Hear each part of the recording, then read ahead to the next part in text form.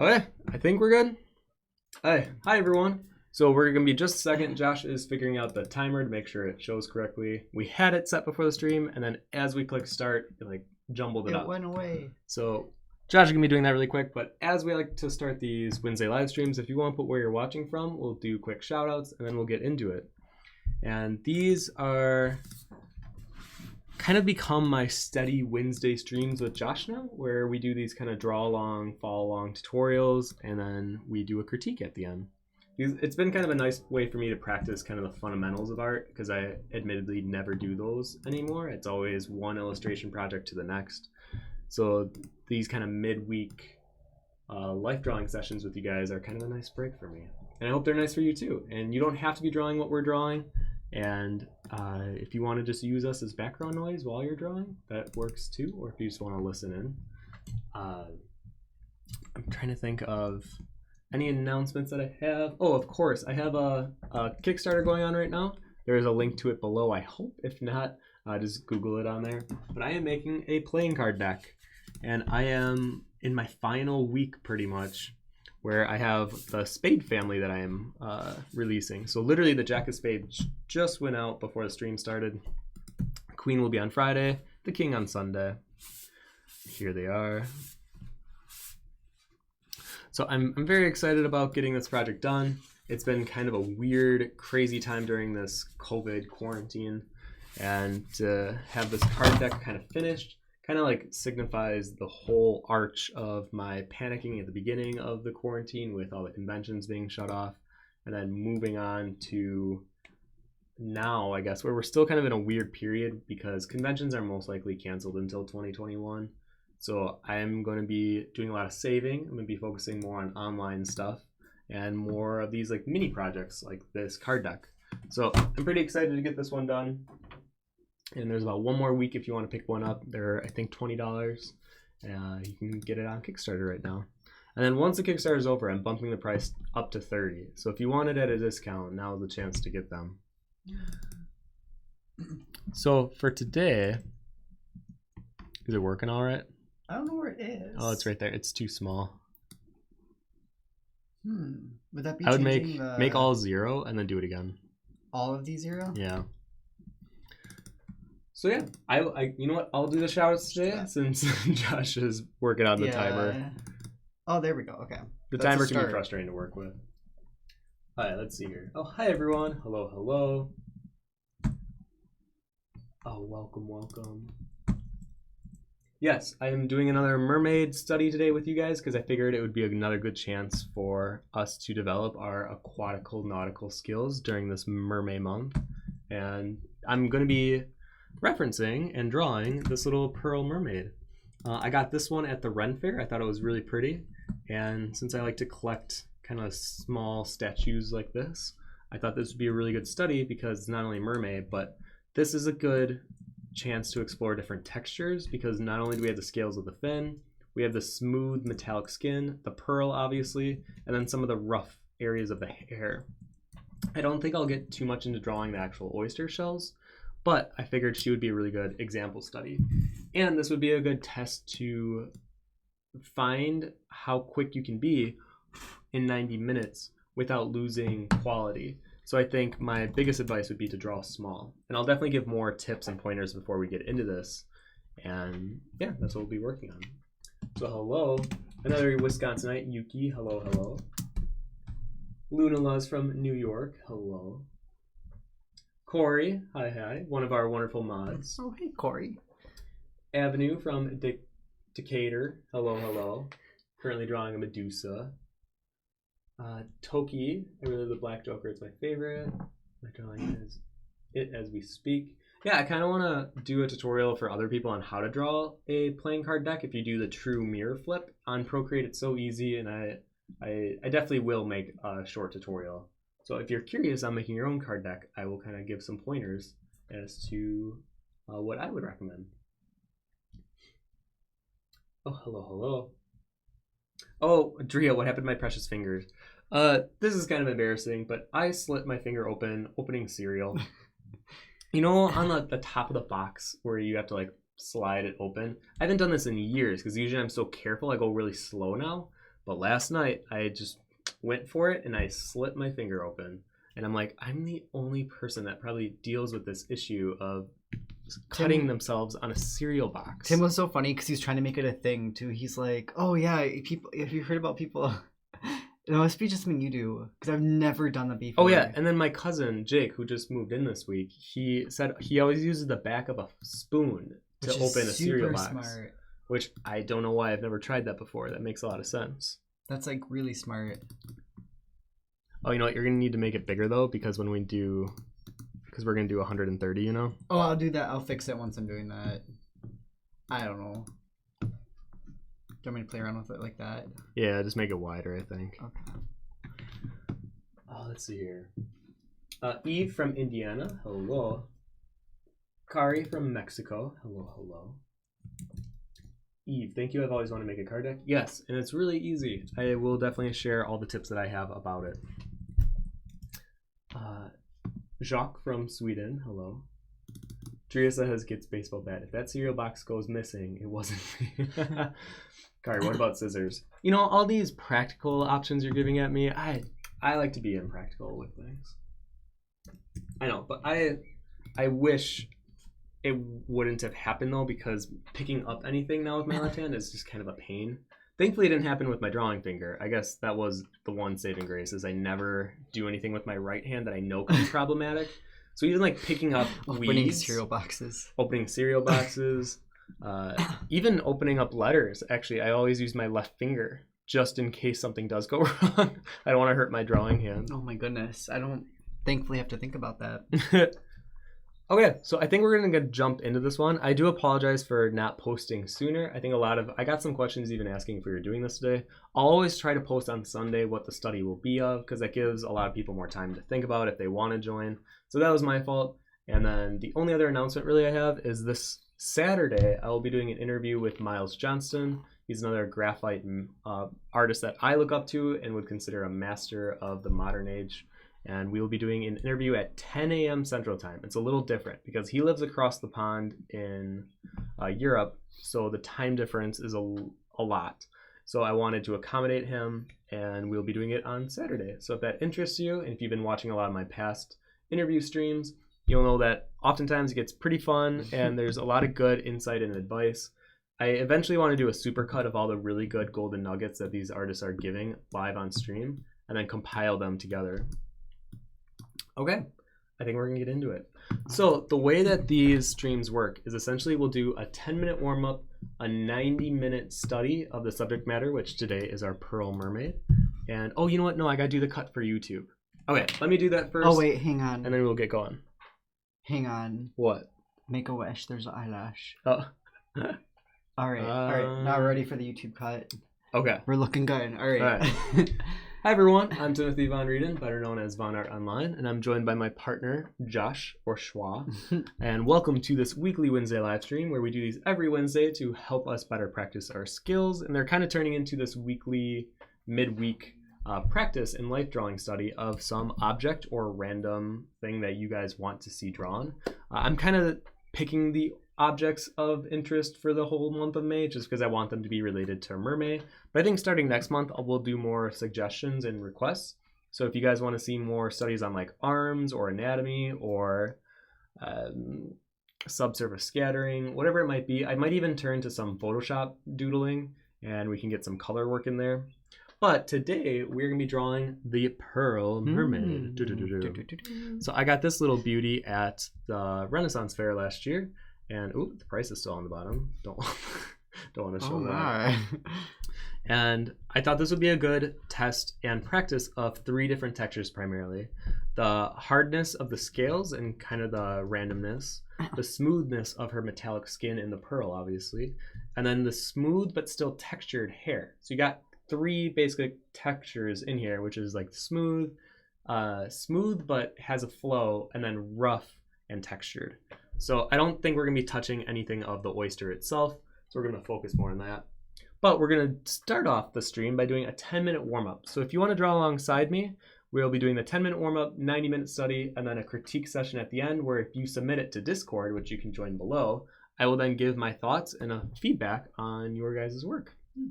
So if you want to get ready, let's pull up our sketch paper. I like to work with a more loose paper for sketching and warm-ups. 10 minutes for warm-up? Yes, and if you have any comments or questions during the stream, either put at vonnart or at Schwa. Schwa changed his name to be shorter, so it's easier for you guys to remember. And we will do our best to answer. Mind you, we don't have to be talking all academic. Sometimes if we want to talk about fun events or stories or just questions that seem giddy, we will definitely do our best to answer. Oh, I should also mention, we do have a donation. I'm trying to save up for a pet foot, fish. I want to name it foot. A pet foot. I really want a pet foot, but I'm getting a lionhead goldfish or an aranda, and I want to name him Bubba. And I want him to sit right here behind the stream. So when we do these, you can see our stream pet, essentially. So yeah, that is what the donation box is for below. And then you can also join our YouTube membership to use the custom emojis, as Josh just did in the comment section. It's only $2 a month, and you get access to not only the emojis, but then every 10,000 followers I gain on YouTube, we do a giveaway stream like we did 2 weeks ago, where you can win some enamel pins. I feel like I should always be wearing one on my stream, my level of self-promotion. Oh, there should be right extra. Oh, look at that. Gotta always remember to market yourself as an artist in the modern age. Okay, so you guys ready? And I hope you guys are having a wonderful Wednesday, by the way, because it's beautiful here in Wisconsin, and I definitely want to go outside as soon as this is over. Okay, ready for our 10 minutes? Already. 3, 2, and 1. Okay, I'm gonna quickly just pull up Pinterest. Usually when I'm doing warm-up stuff, I like to use my saved Pinterest pins and just look at either the composition or the angles or the dynamicism of whatever I'm saving. It doesn't even have to necessarily be related to what I'm working on, but I like to just do random sketching. So in today's case, since we're gonna be drawing mermaids, I have a lot of mermaid content saved already. Okay, here you go. So Kitui says, can I DM you on Instagram to show you my progress of Black Joker? Probably would Discord be better for you? Discord would be better. To be honest, I don't check Instagram messages as much because I get so many every day that it becomes very overwhelming. And admittedly, even though sometimes on the streams it might seem like I'm very comfortable talking with people and I'm more extroverted, I still consider myself very introverted. And if there's too many messages, admittedly, I just won't answer any of them then. Yeah. And it's gotten to the point where there's so much of a backlog that I don't want to pick favorites either anymore, because then it will really look bad if I answer some but not all. I'll probably help Tim go through it. Eventually, yeah, because there's probably like 1,000. Yeah. So on Discord, there is an area that you can share that. If you join, it's going to be under Sketchbook. So there's a workroom section and then Sketchbook, and then you can post anything that you're working on in there. And then you usually kind of do a quick browse through of there too. Yep. Yeah. Yeah, so Discord I surprisingly do check every day. I think a lot of the times I lurk on my own Discord server. I especially like to look at everyone's pet pictures.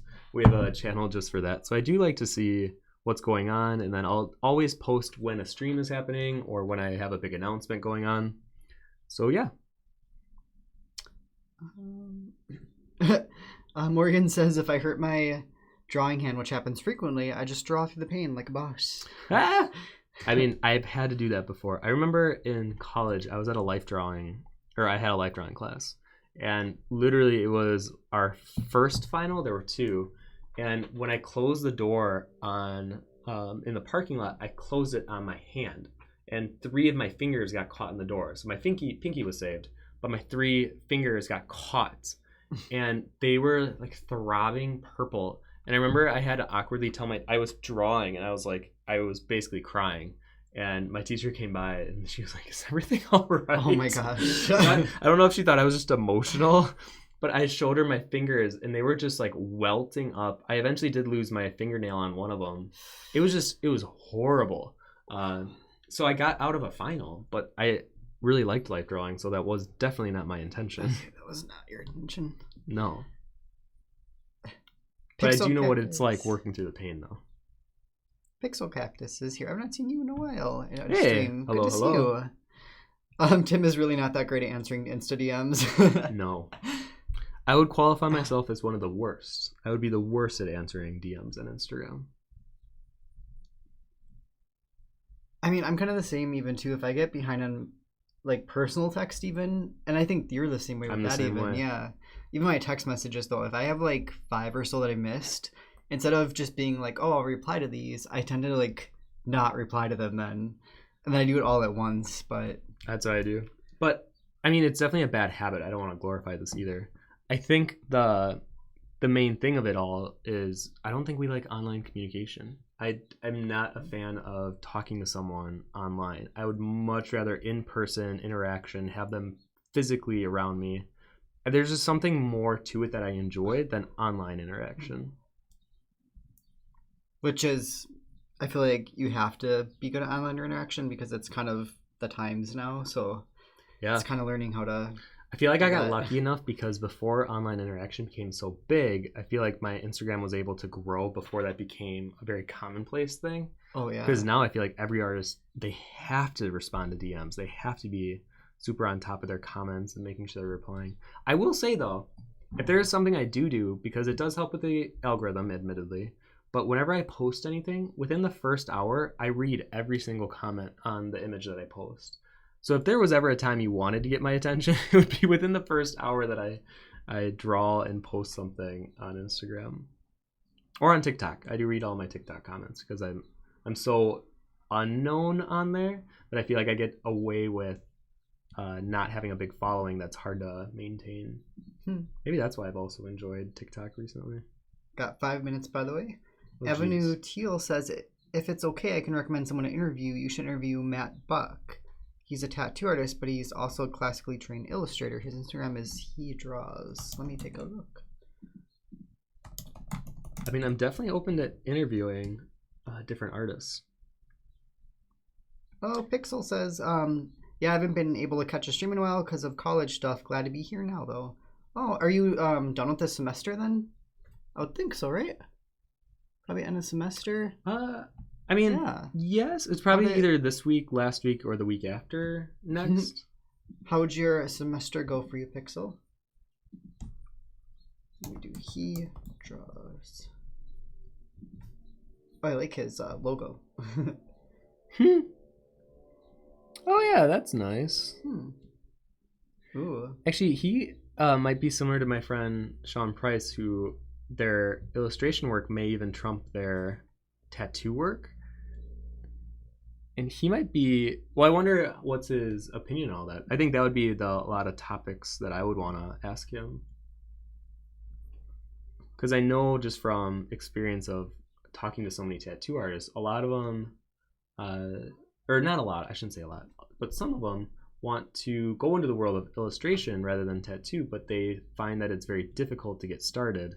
And I think once they get started on it, though, oftentimes they do leave the tattoo scene, just because it's obviously there's a lot more freedom that you can do with illustration of just doing your own work rather than tattooing, which oftentimes you got to do a lot of what the client wants. And then only when you become such a really big name artist, like I would say Oh No Natalie, or at least the ones that I know, people come to them and they'll basically say, do whatever you want, you know, like, and that's, I think, a lot of tattoo artist streams is where they're so well known for their work and their style that they could just have people walk in and just want anything from them just because their style is so strong and universally known. Okay, I'm going to try to get one more mermaid silhouette in here before we end off the warm-ups. Felix says I will do digitally and try to come up with a cool color scheme. Ooh, of our pearl mermaid? I'm thinking so, yeah. Oh, that'll be fun. I know there are some, like today, you know what, maybe I will do that. Digital? You know what? I will do that. No, not today. Next week, I'll take this pearl mermaid Yeah. and I'll do a digital study of it because it's basically on bronze and metal and pearl. So you have 3 different metals that were essentially, or no, pearl's not a metal. What would pearl be Pearl's considered? a gem? I don't know. What is that? Is pearl a gem? No, pearl. What is... I don't know what this question is. What is a pearl? That's why I love having Google. Object. A pearl is a hard, glistening object within the soft tissue of a... I would assume it's considered a gem. I guess because it's part of, hang on though, because it's within the soft tissue of a living shelled, how do you say that, mollusk is how you say those? Or another animal such as fossils. Yeah. Just like the shell of a mollusk, a pearl is composed of calcium carbonate. So it's just like it's just a form of crystals basically. It's calcium carbonate in minute crystalline form. Actually, I heard someone said that their, what's that called, their birthstone or whatever? Yeah. They're like, my birthstone is rock bottom. Like, oh, that was pretty good. Was that a TikTok thing? Yeah. That had to be, yeah. I'm getting all my new jokes from TikTok. I almost feel like that old man that is just getting all of his new jokes from the younger generation, and I don't care. You're being all hip and cool and up with the times. I'm with it. Okay, we got a minute left. Mm-hmm. Oh yeah, I'm definitely good.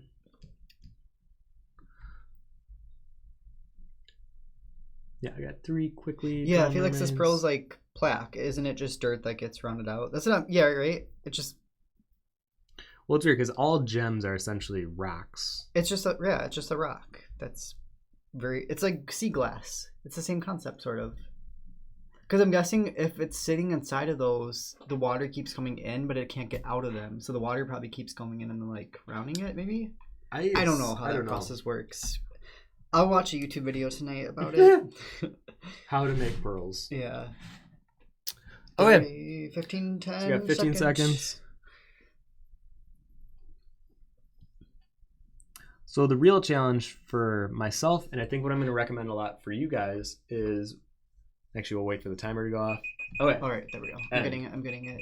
So as we're preparing for our 90-minute study, I want you guys to focus on what your capabilities are within a 90-minute time frame, because as much as this is a texture and material study, I also want these Wednesday streams to also be a kind of valuable teaching moment on becoming more efficient with your time, because I think a lot of us, including myself, especially including myself, can dilly-dally on areas where you're just rendering, and you'll be rendering an area that you really like, and then you blink and it's 3 hours later and you barely made much progress besides an inch by inch square. So we're going to try to look at this study and try to get it near completion in 90 minutes. And there's a lot to do because we have obviously the female form, we have this mermaid fish tail, then we have the pearl, and then we have a good amount of hair that we'll have to render. So this won't be an easy task today, and I'm not saying that it will be, because going back to the fish stream we did a couple weeks ago that I officially unlisted on YouTube because I was so embarrassed by it, I drew it way too big, and obviously I couldn't get the level of detail I wanted with the way that I work in 90 minutes. So if you guys get your pencils ready, or your paintbrushes, or your digital tablets, whatever you're going to be working on today to make this drawing. Actually, I'm going to close this out really quick. There we go. Perfect. We'll be getting started in just a second. And then mind you, just remember, if you have any questions during this, don't feel bad about interrupting. That's why I have Josh with me so that we can answer these questions. Because if I was doing this by myself, it would be a nightmare going back and forth and still have a concentration on the stream. So for the reference, just to remind everyone, it's on Discord, it's under current events and then stream follow along. And there's been some comments after it, so you have to maybe scroll up a little bit possibly. But you'll see Little Mermaid. And then Tim, which direction? Because on Discord it's... So this I'll leave it up to you. I'm going to actually tilt it upright so it's vertical. But if you want to draw it horizontal, that's fine. I think just because of the way that I naturally draw things, it's easier for me to turn it. So I have mine upright, but if you want to draw it cradled horizontal, totally fine. Okay. Are we ready? All right, timer's all set. Timer set. Oh, that's right. You gotta leave it on that page then. All right, ready. Okay. 3, 2, 1. Okay. So now, as I do these streams, I'm always telling people that however I draw this isn't necessarily the right way, and it doesn't have to be your way. I draw things a lot differently than the next artist, and yeah, there is like an academic way of doing it. But if you want to do it your own way, I will not judge you at all as long as you get the results that you will want. Because normally I would say this is when you're supposed to be doing the gesture phase and all that stuff, but sometimes it really messes me up. And probably because I don't do it enough. I'm not blaming the technique. I blame myself for not practicing it enough. But I find I'm much better when I just kind of eyeball it and slowly work my spatial awareness around an object. And I still work with a light pencil in case I do need to edit or move things around. But I do find I work better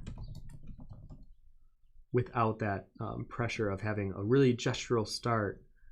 Even though I will admit my stuff does look more dynamic when I do that, but oftentimes my proportions are really off because then I looked at the motion of it more so than I looked at the actual accuracy of it. So yeah, I don't want to be the one to say this is how you have to draw something. I think when it comes to digital art, I definitely have more of a formula, but traditional, it's just so much different for me personally, working traditionally versus digital, that I have such a bias towards how I work traditionally. All right, but yeah, I know I won't talk too much during this beginning area so we can answer a lot of these questions. So if you guys want to ask those now, and then I will interrupt Josh whenever I am at the next phase. Pixel says you could do a stream using traditional media you're not used to, maybe acrylics or watercolor. Oh, that'd be fun. I mean, I could. I don't know how great the results would be. I would do it though, because I did it for an entire Drawtober month one time, and every day I had to work in a new medium. And I learned a lot about what I do like and what I don't like. So doing colored pencils, I found out I really do like. Working with charcoal, I really like. Working with candy, surprisingly, I really liked. And then I found out I don't really like working with markers. I don't really like working... I don't know, I didn't really like... Oh, I mean, acrylics are fine, but not like my favorite. I actually liked crayons. I like my that crayon was so one. fun, yeah. Well, I feel like anything that I can build up a gradation, I enjoy that medium.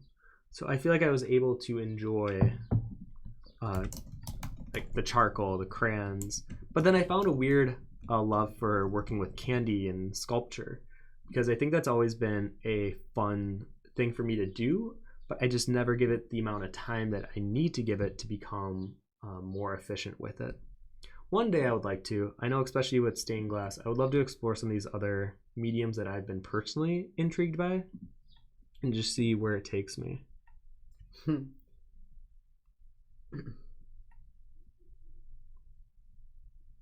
Drea says, I didn't get to do a warm-up. I swear I don't have a lot of things scheduled, but when I do, they always get interrupted. Oh, I actually feel that pretty hard. I know I try to make my schedule as clear and open as possible, and then whenever I do have something coming up, I'll get a bunch of people being like, hey, are you free this weekend? Hey, are you free this week? I'm like, no, I'm not. Why didn't you ask me last weekend? I literally was doing nothing last weekend. Felix says, I hate acrylics. If you're gonna go through the motions of mixing colors, at least have it be fun and last for a while, like oils. Oils is incredibly fun. I love working with oils, but it is definitely a skill and a mastery that I am not willing to partake on yet. That journey is a long one, but it is so much fun to work with oils. Oh, Pixel says the is an autofilling. Maybe, I hate being that. Try refreshing first and see. Because sometimes if people come in afterwards, sometimes it doesn't always show their names, but I don't know why it would be doing that. Yeah. Sometimes it can be a little glitchy. That's interesting.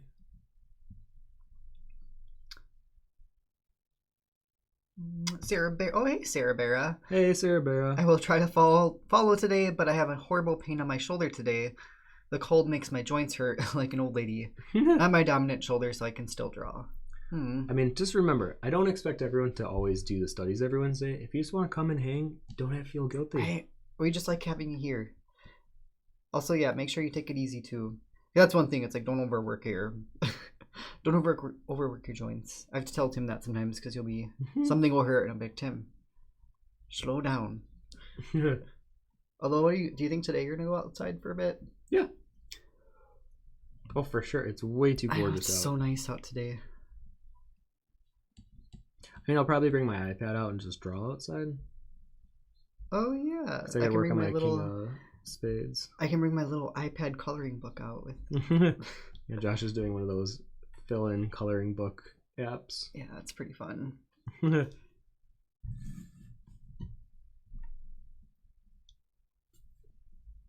Oh, Drea says mine never autofills. Guys, that's so weird. I feel like the at thing should work for you. That is strange. Right? Does it show like your... Does it only do it for members? I don't think so.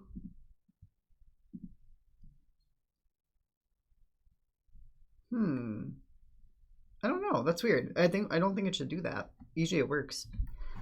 Fidgety Fox says I'm lurking along today, working on my stuff. I was struggling getting good pictures of my hand drawing today. I feel pretty funky about it. Oh yeah, Fidgety, because I know you were getting pretty close. You were saying, it's okay too. I feel like you've been working on that a lot. Felix says I disagree. I'm way behind on you in terms of skill, but I do just fine with oils. It's actually easier coming from digital because the colors dry exactly like you mix them and not as chalky as acrylic. Oils, though, have such a... I mean, obviously not only the turpentine stuff and knowing how to mix them, but because it takes forever to dry, your palette is always on your canvas as well, and you can continue mixing and playing with the colors within the piece. And I think that's why there's such a freedom to it, and that's why I love oils. But I also then think it's easier to mess up because then you can get too excited with color mixing, and then eventually if you mix too much, you'll get kind of a muddy brown. And over blending, I would say, is probably the biggest pain in oils, because then you have to essentially wait for it to dry or scrape it off and then restart. Oh, Sarah says I'm painting a background with a new technique for work while also drawing a mermaid for this fall along. I should concentrate in just one, I guess. Doing two things at once there, Sarah. Italk says, what was the longest drawing you've ever drew? Currently, it is my collector drawing, and that's sitting at around over 80 hours. But my Aquatica Nautica piece, which actually you guys can't see on the camera. I don't see him. I don't think... Oh, you can see... Kinda, actually, you yeah, can you see, see like, the edge of it. So this is my 5-foot drawing. It's like an underwater aquatic utopia that I share only for my patrons, and then I give like small little peeks on my Instagram every now and then. But that one, I'm already at 29 hours, I believe I checked in yesterday, and I assume I'll clock in around 1,000 hours once it's done. To be honest, I would be not surprised if it was more than that, just because the level of detail I'm trying to hit is so minuscule and so obnoxiously tight and small that it'll take a while. But I'm kind of putting that on myself. It's a fun project that I don't need to have a deadline on, and I try to do about an hour every work day. But obviously days where I stream, I will give myself a break and not do that. So yeah.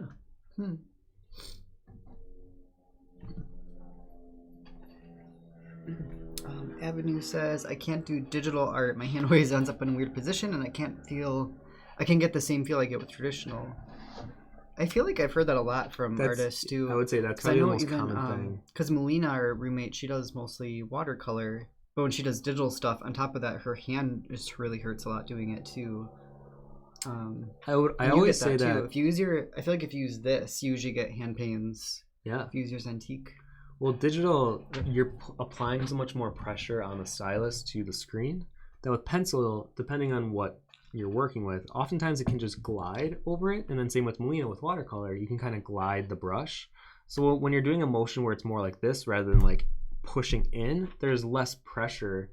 And I think that's why you hear a lot of digital artists that are just kind of in pain. I mean, I remember when we used to live with Key, same thing. She would always have a wrist pain. And then after a while, she started to develop a back pain because you're always in a chair.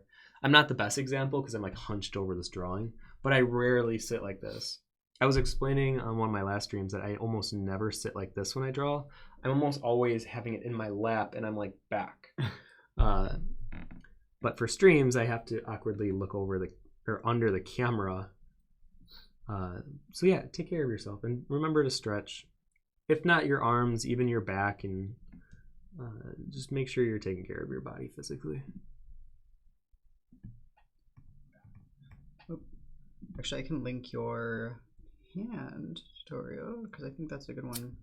Oh yeah, so if Yeah. you want to, I have a how to stretch your art hands and arms, especially your forearms. And Josh will put the link, I assume, in the description.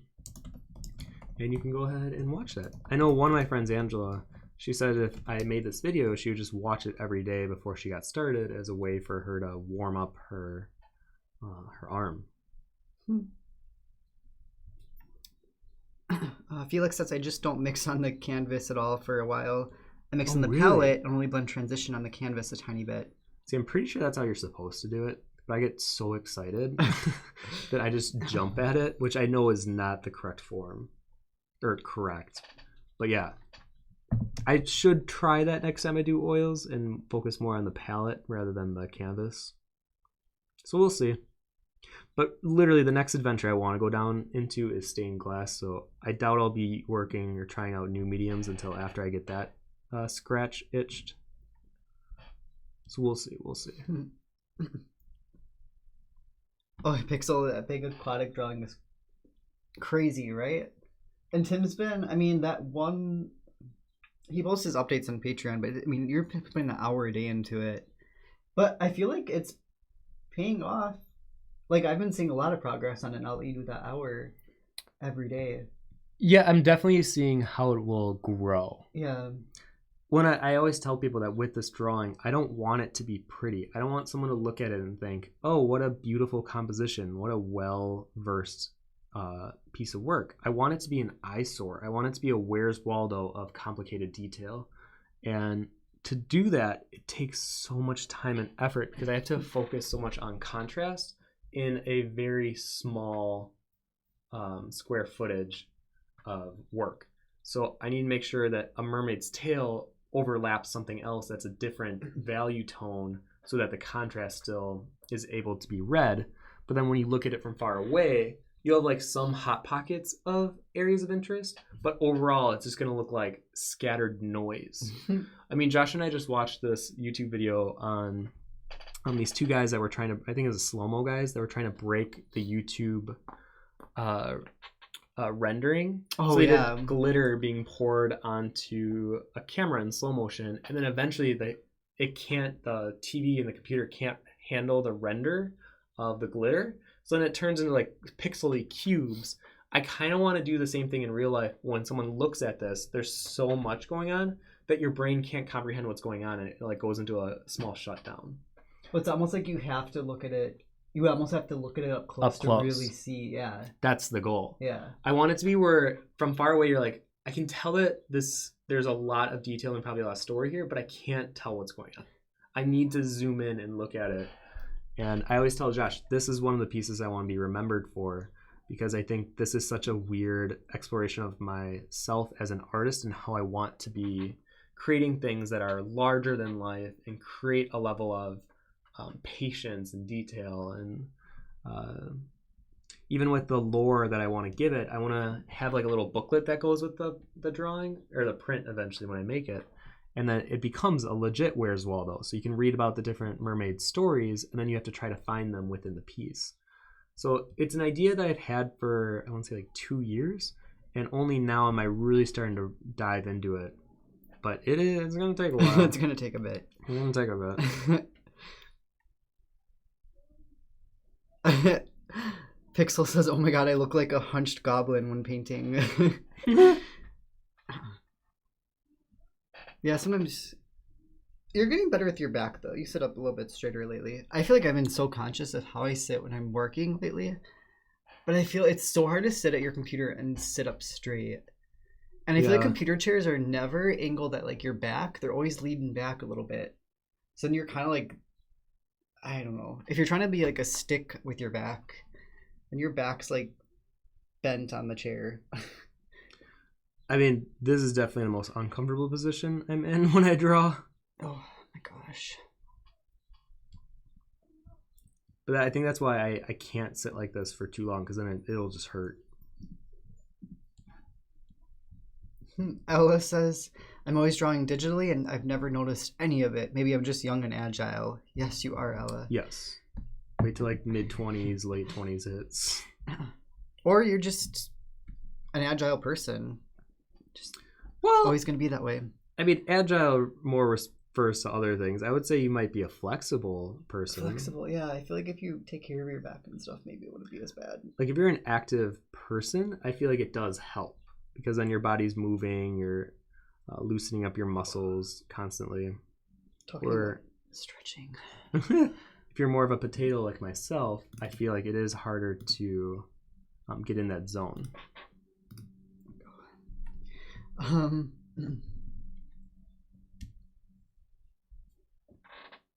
Let's see. Okay, I will say, as I'm doing the scaling here, because I'm getting to a point, and I know that this is more of a reference study, this might be one of those areas where you could take some liberties, because I am drawing each one, but I'm not doing exactly as the references, because if I were to make sure that every scale was placed and aligned perfectly, I would be here a lot longer than 90 minutes. It's funny, I think someone was mentioning that in the follow along too. They're saying I don't have the patience for every one of those. It's something that I mean, you'll see how I can make this look better with some shading, but I try not to ever do this where you draw out each individual scale. I try to imply scales or repetition as much as possible, especially when it comes to patterning.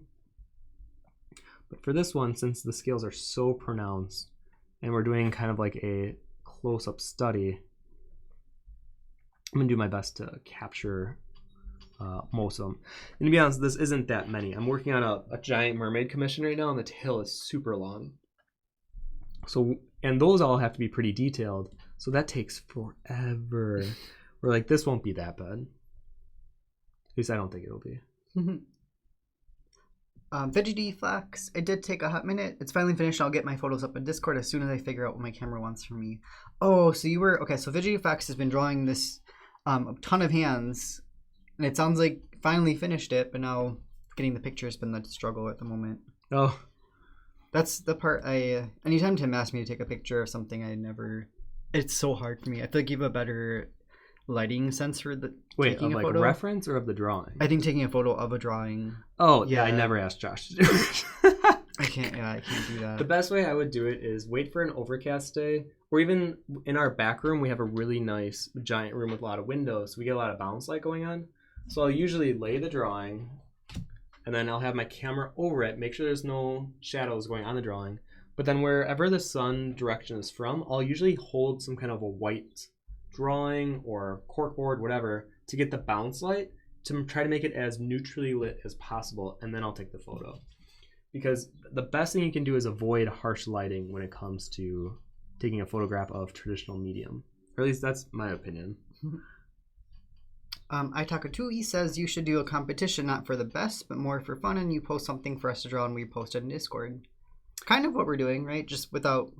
So, I mean, I guess I can let you guys know because you came to the stream, but I'm planning on doing a draw this in your style with my little dirt kids. And I like the idea of, if you've seen my little dirt kids, there's these little kind of Pikmin-y looking characters. And basically they're little soil dirts that have soil on their head, and then it grows into a flower or into a tree or a bush or a fruit plant. Hang on, I have my pen right here. Whatever it might be.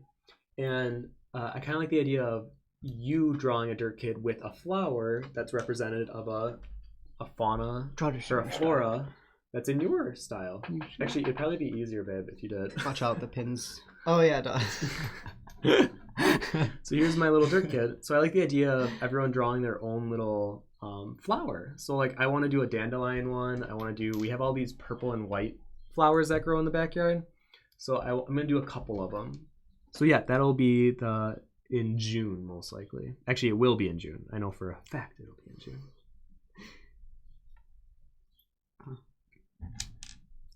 Okay, I feel like I got a pretty good... Oh, you got to refresh it for sure. Oh, okay. I really just did it too.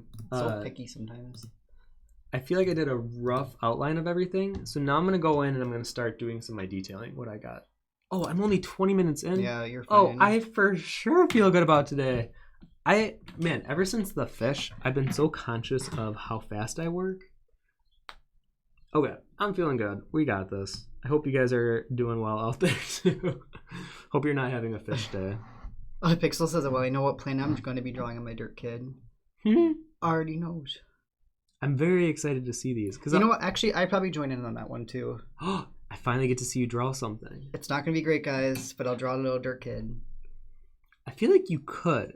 No. It's very chibi. You don't have to worry about realism that much. I don't think you understand how bad I am, Tim. I don't know. I mean, you've been hanging around me a little bit. Maybe like it just absorbed into your retina. No. That was like fat chance. Right. I did notice though, there is like a string. It doesn't even look like hair. It looks like carpet or some kind of thread that was on the reference photo on her back. Oh. I should have noticed it and blown it away before I shared this. It adds to it. It adds to it. It was a conscious effort and choice that I made. I thought it would allude to the artistic expression that this is not a real mermaid and that this is rooted in some sense of a bronze representation and interpretation. Oh, fun news. I beat Final Fantasy VII Remake. And I'm very curious about how you guys that have played it or maybe have also beaten it. I didn't really understand the ending until I looked up everything. I won't spoil anything, but I will say Square Enix made a very bold and smart move that I don't know if they can follow up with. I almost feel like it's oh, you know what? You have to reconnect because my phone rang. Zoe Godey, thank you so much. You know what? I'm gonna be putting. I'm gonna give you an airplane mode. Incoming bell ring for that subscription. Oh, that was a subscription? Yeah. Or is a subscriber? Subscriber, yeah. Oh yeah. Yeah. Thank you. Thank you. Wait, are you needing me to refresh something? Oh, the camera again? Yeah. Okay. There we go. So they made a very meta decision that I think other companies I would be more comfortable thinking, oh yeah, they can handle this really wonderful decision. But I'm going to say it now, and I'm going to be one of the first people to say it, I bet. This is how all future big blockbuster AAA games will be released. They will be released in sections, similar to how TV releases seasons. And I have this really big gut feeling that that's how they're going to do it from now on. So you heard it here first. That is my prediction. Which I think you're okay with. I'm totally okay with it. From a watching standpoint, me watching you play, I like that too. It keeps you intrigued. It's like season 2. When's it going to come out? What's the next? Yeah. What's going to happen next? I mean, hopefully it doesn't Games of Thrones on me, but I assume that if like Uncharted, if they did, they knew they were going to do a 4-part story and it had like an overarching plot, I think it would have been better than having these 4 separate games that each had like their own villain, each had a separate mission. I think that would be fine if there was some kind of overlapping plot. Similar to, that's why I think Avatar: The Last Airbender is one of the best TV shows in terms of arcs, is because there's definitely an overarching arc in the background that's happening, but there's all these mini plots and character development that happen along the way, and it stretches over 3 seasons. But similar to Breaking Bad, it just keeps getting better and better and better and better, and then it ends on a high note. And I think more games should do that rather than have like a up, down, and up, down. Every game has that. And then in terms of like the Uncharted series, people would say that probably 2 and 4 are the best, with 1 being a little too new and 3 being very over the top. But no one would probably want to... 3. I mean, it was fun, but it was definitely over the top. But if you look at the series from 1 to 4, people might not want to play 1 then if they know that 4 is just a separate game by itself. Or like Final Fantasy VII, when they release all 3 or 4 parts, they can play in a 120-hour game and know that it doesn't get dull because each game had its own purpose in a sense. I'm just hoping for your sake and other people, though, that you can actually carry your stats forward to the next game. I know it sounds cool. Crazy, but I actually wouldn't mind if it didn't. What? You put all that time into the game. I know. You leveled up. You spent all the time with those weapons, Tim. And you just wanted to go. You just want them to be like, nah, you're starting over with all this new stuff. I know. I don't think I'm one of those people that care. Like, I've never been that in games, though. I've never cared about getting 100% completion. I've never cared about getting the ultimate weapon. I've always been a very story narrative driven person. So for me, I don't care. Like, yeah, it might be cool, but do I really need my cloud level? But what was the point whatever? of you spending? I mean, probably cumulative. You spent 3 hours in menus doing things. All of that time, and you're saying, "Oh, whatever, screw it. I care about the story," which I do too. But I don't know. Sometimes I like the gameplay though too. I like the. I mean, I did like the gameplay. Yeah. I hope they keep 'Cause it you very built- similar. I don't know. You made a build that was like you know. Yeah, but then if you go into a new game and you already have that build, then it's not fun remaking it again. Yeah, then you build on it. Yeah, but what if it's already perfect?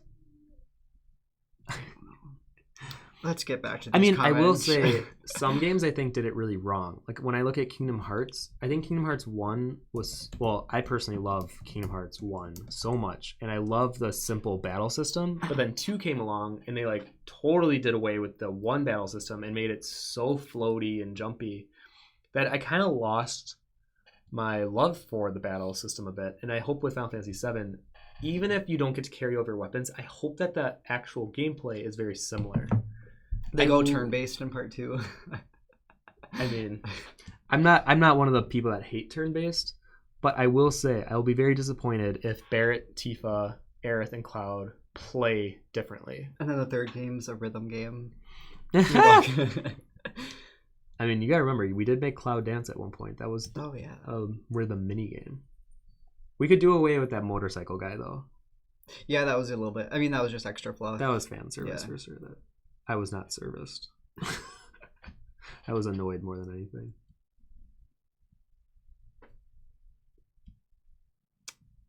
Oh, and one more piece of fun video game news. I will be most likely getting The Last of Us 2 remake at the end of this month, I believe. And I am very excited about that because Naughty Dog is one of the few companies I will say wholeheartedly I just trust. Mm-hmm. I think Uncharted 4 is one of my top 4 favorite games ever. And I would say the first Last of Us I thought was pretty great. And obviously Crash Bandicoot holds a place in my heart. But I was walking around some areas in Uncharted 4. I would just walk around just to look at it. And even though I was in like some weird mission that like time just seemed to be of the essence and you gotta go save her or wah, I would just like walk around corridors just looking at all the models and textures. I thought they were just so gorgeous.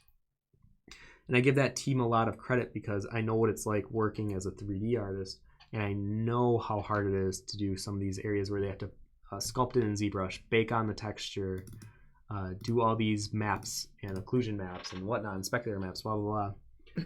And just some of them were so gorgeous. Similar to Final Fantasy VII Remake, where just some of the environments, I would just look at the environments. They were so gorgeous. That's going to be cool. I mean, that will be cool on PlayStation 5. And are they using the new Unreal Engine, you think, for it? That's the big debate. Okay. They don't know. They don't know. Okay. Because they already built the whole game on Unreal 4. So for them to move it to 5, I think it would be kind of a hassle. Couldn't they? Because, I mean, isn't it, I say easy, but aren't they able to change the first one even and move it to Unreal Engine 5? Can't they do that? We'll find out because Okay. I'd have to read a dev kit about Unreal 5. Or I guess watch a video. I'm not reading anything to find out. I would hope so because I'd love to see Cloud and all of them in Unreal 5 realness. Right? That'd be so cool. Veggie Fox says, I doubt stats will carry because they'll release the PS5 at least between releases for sure. I guess that would be the one thing too, yeah. Unless you could move your saves over to the PS5 and then it would still be able to pick up. But even Corey says, I'm very back and forth. It would feel weird to keep everything as leveled as that was because by the end of the game your spell material were already at the Aga level. Mm-hmm. And then how are you going to go through so much more plot with already max stuff? That's what I was thinking. And then I said overpowered slaughter. You just one hit everything. Sephiroth comes out, just one hit down. I mean, I am going to be very curious to see how they handle it. But I'm one of the few people that I will defend the remake. I think it was really well done. I will say I'm obviously a very honest person. Hour left, by the way. Sorry. Oh, okay. Oh, to be honest, I switched to my HB pencil and now I'm doing kind of the outer edging on areas. So I'm feeling pretty good about this. But the biggest con for me in Final Fantasy VII was the non-playable characters had the worst outfit designs. I think in any Final Fantasy game ever. I don't think I've ever seen a more lackluster, uninspired looking bunch of non-playable characters. That was horrible. And the amount of times that they repeated themselves, just Wait, in which game? Final Fantasy VII, the remake. Oh, Just the non-playable character, the people walking around the city. yeah. Like I would even say embarrassing. I think Square Enix should be embarrassed by that level of character design, considering, like, when I think of Final Fantasy 10, 12, of which I've been playing a lot recently, and even 13, even though 13 wasn't a great game, their non-playable character designs were fantastic. I look at 12s, everyone's got this like ornate, cool wardrobe on, and every city you go to has a slightly different style and tone to them. Where Final Fantasy 7, it's like they just went to a random street, took pictures of people, and then modeled that. Oh, yeah. They look horrible. Well, and yeah, the copy and paste of them too, because you'd be like Ugh. looking at one of the NPCs and then look across the street at the town, and the same NPCs like right there. So it's not even That broke trying my to keep immersion them. so Yeah, badly. that was a little bummer. Besides that, I mean, yeah, there's some awkward dialogue parts, but this may sound weird, but I actually thought Cloud was the weakest of the bunch. I know a lot of people say that, oh, well, he had an arc and he's so hard and stiff in the beginning of the game and he learns to melt. He barely melted by the end. I feel like if you took a popsicle out of a freezer that had freezer burn, that's Cloud at the beginning of the game. And then if you left it out for like 3 minutes, that's him by the end of the game. Like, he's still a popsicle and he's still pretty cold and honestly not the most fun character to have to play and endure through the entire game, especially considering the rest of the characters have such good personalities. I used to like Tifa a lot. This game made me really love Tifa. And not for like weird reasons, because obviously since I'm gay, it's not like I have some weird fantasy with Tifa in my head. I've always loved Tifa as a character, and then this game just made me admire her even more. And then Barrett, still his funny, jolly self. And then even Aerith, I felt like got a new depth of personality that I didn't appreciate before. And now I like Aerith a lot more too. So I hope they continue this level of character development with the main characters even further, because that was the biggest strength in Final Fantasy 15 that I think floundered on almost everything else. But since the story is already kind of set, well, we'll see moving forward. We'll see. Because of that ending, who knows? Back to some other things, though. Let's take a look. Yes. Because I know I kind of skipped a little bit when we were talking about 7 there. Drea says, Drea's quoting you, I'm for sure doing good today. I hope you're doing well, too. Drea, me, sweats profusely. Unix says same, Drea. Oh, no, gosh. Just remember, don't focus on the small details yet. We still got 56 minutes. Got plenty of time. Oh, Sarah Bear says, I love the idea. I really want to try your Dirt Kids in my style. Yeah, that actually would be a lot of fun. Mm-hmm. Just know it'll happen in June. I'll make a big announcement on Instagram. I have to finish my card decks and all the numbered cards first, so it may be a bit into June, but it will happen.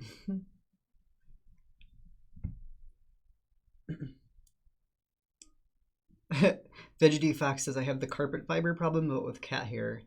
Feel that too. That actually possibly could be an Astrid hair for all we know. I don't know. Could be an Astrid hair. She gets her hair all over.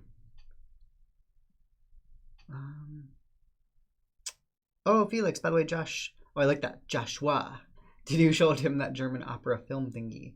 That's right, because Felix in the Discord in the music section shared some German. Remember we talked about that last week? And it was really pretty. I'll have to play it because I don't want it to get flagged, but I'll play it for Tim after this, actually. I forgot to show him. Oh, that's right, because you're talking about dialects of language. And Felix shared a really... It was very soft. I liked it. Oh, yeah, I'm actually very curious to hear that. The Ingeborg Hellstein, that one I liked a lot. So yeah, I'm going to share that with you. But I think Felix shared a few, and then someone else shared some more too. Everyone's on a mission. Right, Ella shared some German style music. Oh, I'm excited. And it wasn't what you were probably the language think, of my people. I'm going to open this can of LaCroix. I'm going to keep it, try to put it down here so it's not like... There we go. All right, this might be kind of I have to do the face, I'm always looking at things when I do it live on stream at an angle, so things get elongated. So I'm going to do my best to kind of look at this straight down so that her face doesn't look too stretched out. Avenue says, have you seen the film Florence Foster Jenkins? No, but I know of it. What? Who's in that one? Florence Foster Jenkins. Oh, but that does remind me. I watched this movie on Criterion last week called The Invention of Destruction. I promise if you guys just Google it really quick, it is one of those movies I think every artist should definitely watch just for the visuals. The story is, I mean, pretty standard. It's nothing too groundbreaking, but the visuals, I would say, are so unique. And it basically incorporates traditional 2D drawing, like kind of done with I forget what it's called. It's not like coroscopic. There's a word for it of how it draws mainly with lines. It mixes that with real life imagery, and it's very, very, very fun to watch. So I would just check it out. If you can watch it, I would definitely recommend it. Like I said, nothing groundbreaking in terms of story, but just for the visuals, it's a really fun ride. I typed it out. Oh, thank you.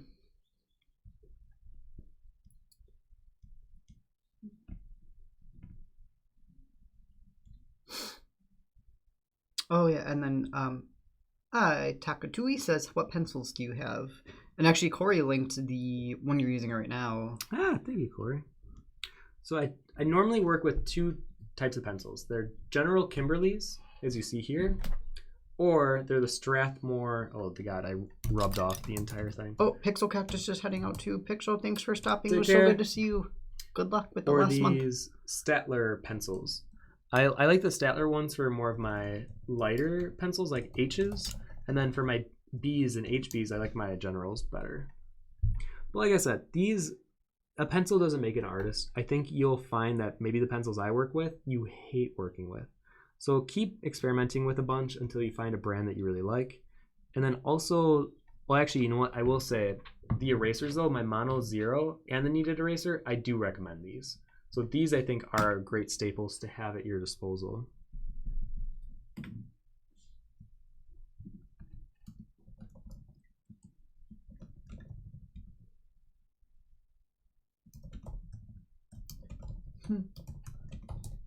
Let's take a look here. Pretty much caught up. If I missed something, guys, let me know. Oh, good. So I can rant about something. Right. What do we rant about? I guess I can say, so right now I'm working on the face. I'm kind of debating right now if I want to draw this mermaid as if it was a real life version, or if I do want to make it look like it is casted in metal. I might come back to this. Because I am actually ahead of my time, I can work with these darker values more and try to figure out where exactly I want to push some of these values, where I want them to be a bit lighter. Because whenever I do realism studies, I always struggle with the idea of, do I make it exactly as the image and the photo in this case is depicted, or do I apply my own little fun Timisms everywhere? So I don't know yet. I'm kind of debating. I might end up doing my own style on it. Because usually with studies like this, I try to make it as close as possible to the reference and use it as a learning opportunity. So we'll see. Maybe I'll do that. I don't know. Maybe I'll try making it look like metal first, and if I absolutely hate it, I'll change it.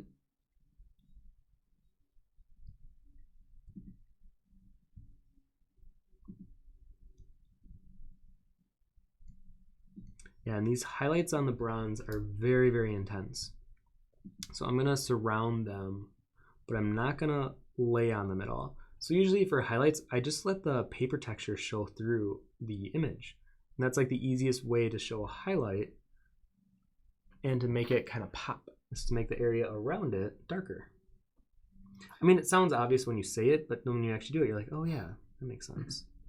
I say, because that pearl already looks like it's pure, like everything around it now, it looks so white. Right?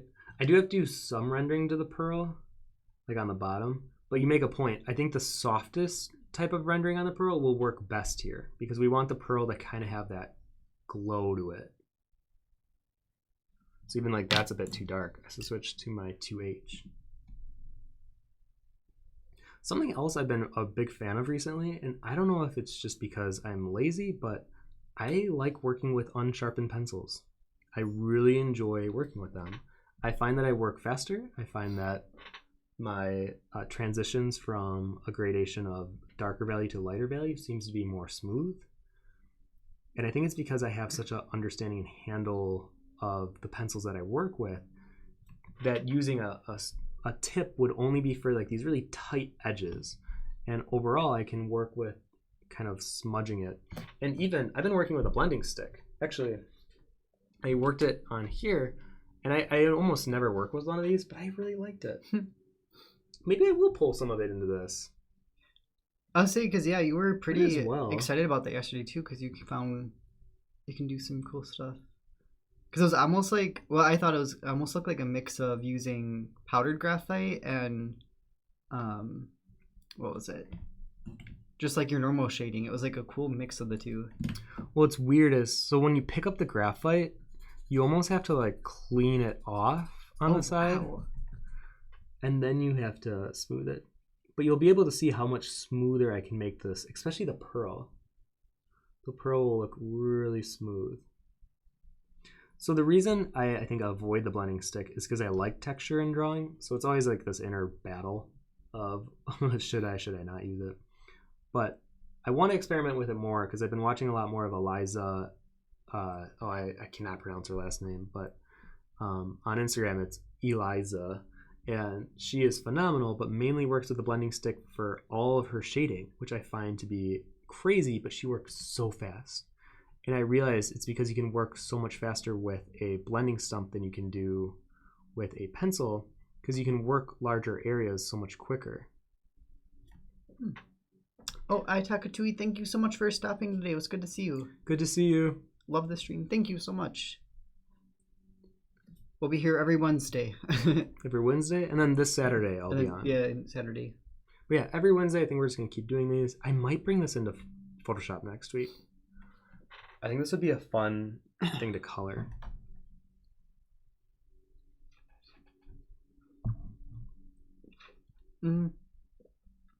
Unix says, "How do you texture on a very smooth paper?" To be honest, I prefer not working with smooth paper. I think because I like the tooth of the grain of the paper to kind of pick up some of the texture of whatever I'm working on. So if you are working on really smooth paper, you kind of have to fake the texture with your pencil. I personally would just work with a mixed media paper. That's normally what I do. Because when you're working with a smooth paper, it's really hard to get a texture to it. I guess my biggest tip would be more working with like the side of the pencil to create more texture. What are we at? 45 minutes left? Yes, yeah. License says, "Oh, hi y'all. Hello, License. How important, if at all, is a .com website for an independent artist business?" Ooh, well, this is a good debate. I personally would say it's not that important, but for doing conventions, some conventions require some kind of a website. So it depends on if you are going into that. I know if you're going to be like a gallery artist, I would say it's very important. I think if you're trying to get a job with a company, I would say it's like 50% important. I think some jobs don't care. They might just want to see your Instagram. Some jobs are like, yeah, link us to your website and we'll take you a look. So I think it kind of depends on what you want to do with that website and where you want to be as an artist. But just remember, I've been using my Instagram basically as my website when I send out my information to people for quite a few years now. So if you have an Instagram that doesn't show a lot of like in progress work and you do treat it more like a portfolio, then other clients will as well. I think because I don't think you've even really like updated your portfolio on your website. I think because you have your Instagram link to it, so people can see that kind of too.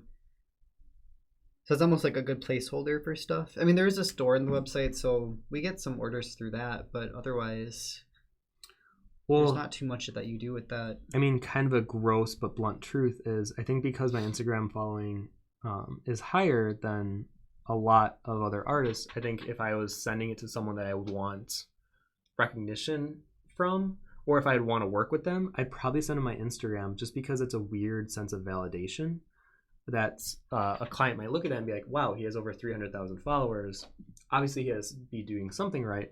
And then in their minds, they can be thinking, oh, when he finishes a project with us, we can then promote it, and then he can promote it. And then that's an extra 300,000 eyes that could potentially view this product or whatever I'm doing for them.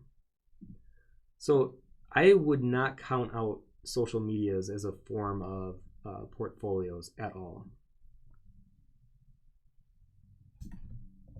Because I know for some people, if you really can't afford a website, just make your Instagram, make your DeviantArt, make whatever free website that you can make as pretty as you possibly can.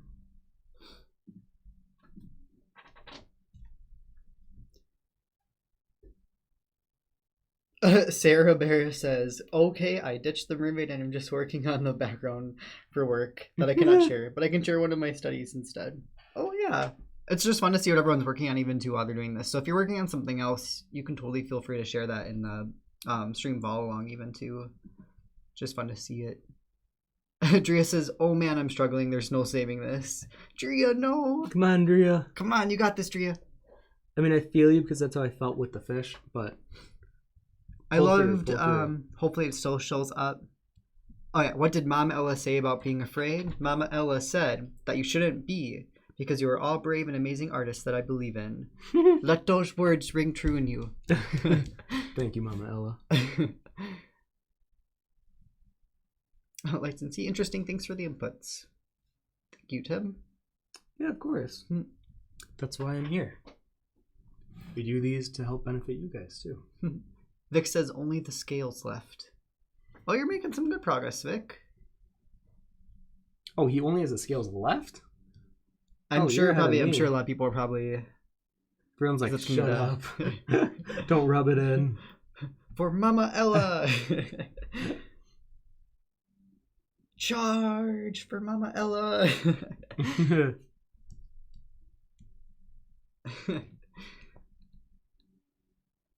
Oh no, Felix says, I wanted to do color, but I'm still at the black and white stage.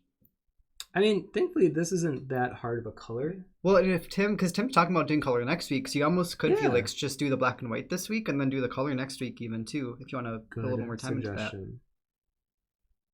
Yeah, I'm actually like near positive that's what I'm going to do next week, because I think probably a few of you are curious to see a color rendition of how do I take a pencil drawing and add color to it, and that's essentially what this will be.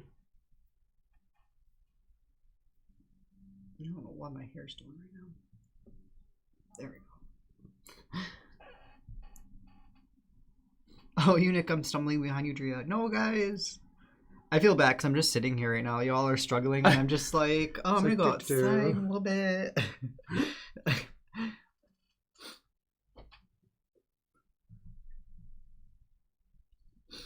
did make her back a little too small. Maybe I've been letting Astrid out a little bit every day, at least if it's not raining out. So I took her out a little bit this morning, and she's really funny because I'll let Astrid out and she'll walk her right outside, and then she just finds a little place and she'll just plop and she'll just sit there and watch everything going on. Like most people. Right? Just get outside and just plop. Instead of people watching, she just bird watches all day. Drea says, I just have such issues drawing busy visuals like scales or textiles. It's not fun. I'm not going to pretend like I think that's obviously why I'm saving it right now. Although with 40 minutes, I should start knocking into these. Yeah, these aren't the most fun. Oh, hey, Zad. Hey, guys, how's it going? Doing really good, Zad. How are you doing? Good to see you. Well, and the weird thing about this mermaid is you can tell that there was like they had some kind of a shape and they just pressed it into the clay when they initially made this. So there's like a big ridge on the side of these. So I'm going to actually capture some of that ridge as I'm going through here. We can talk about Renaissance Fair when we got this. Because remember there was the other mermaid thing you wanted to get, but then when we came, because our whole thing was if we come back, if we come back and it's still there, then we'll get it. We came back and it wasn't there, but instead we found The sleepy little mermaid. Well, it's funny. I take this rule with conventions to me everywhere with things that are more trivial, where if by the end, well, at conventions, is if by Sunday it's still there, I'll buy it. But at the rent fair was if by the end of the day we come back and it's still here, it was meant to be. I convinced myself. So then we'll come back and it's still there. I'll buy it. But that one day, it was like this King Triton thing that I thought looked really cool. It was really cool. Yeah. I mean, kind of not surprised that someone bought it, but also I was kind of bummed. So yeah, and then we found this little baby. Unix says, by the way, I don't know if you saw it before, but the stuffed pearls are made out of was called nacre? Nacre? I'm going to go with nacre, apparently. That's what Wikipedia told me. Oh. Interesting. Oh, it's nacre. Nacre? Yeah, that's the pronunciation. It's a weird word. Nacre. It's composed of hexagonal platelets of aragonite, a form of calcium carbonate. Oh. Well, the more you know. The definition of it is mother of pearl. Interesting. I mean, I guess that makes sense because it births pearls.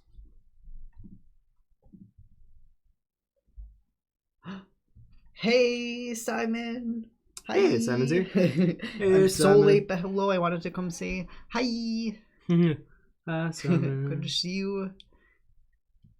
Are you getting warm weather up in Canada finally, Simon? We have I mean, I want to say warm, but it's in the 60s today, which is really nice. I'm just excited for consistent like 60 to 70 degree days because we've been getting in the 50s lately. I don't know how Canada is.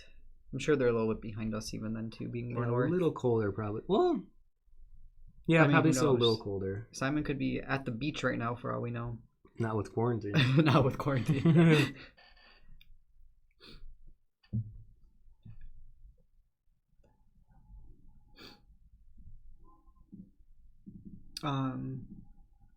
That's so interesting. Oh yeah, I've been looking at getting an ant farm. That's something that I'm really wanting to do. Well, we get a bunch of ants in the house, so I think Josh is trying to figure out a way or what to do with them. But apparently, we found out that you have to like find a queen ant. Yeah, well, I would like to do. So there's a name for them. Everyone online just calls them sidewalk ants. I found these ant forums. It's a thing, and they call them sidewalk ants. But you basically just take a walk, and certain times of the year you can find queen ants. And then there's a way you can take them, and basically it takes almost a year, but you can build a colony off of just a couple ants. A colony of like over 100 within, I think they say like a year. It takes like a little over a year to be able to get to that size. But I don't know. I think it'd be kind of fun to watch them build their little colony up. I mean, I'm not going to stop you. I'm okay having a little ant farm in the house. Right. It'll be fun. Bubba, we can put it near Bubba, so Bubba has something to watch throughout the day. No. You put the ant farm near your area. Okay. But Bubba needs something to watch. Bubba, I'll be in here. I'll be with Bubba. Bubba can just watch you all day. Isn't that kind of creepy? Like you look behind you and Bubba's just staring out the tank at you. I mean, I'm okay with that. I consent to it.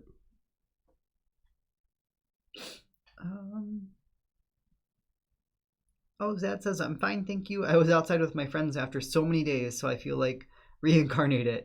But they can ask you, Tim, what pencil sharpener do you use? Are you satisfied with it? Yeah. So I just use an electric pencil sharpener at this point. Like I said, I've gotten a lot lazier with things like that where I used to think it mattered a lot, and then now I'm like, it really doesn't matter that much.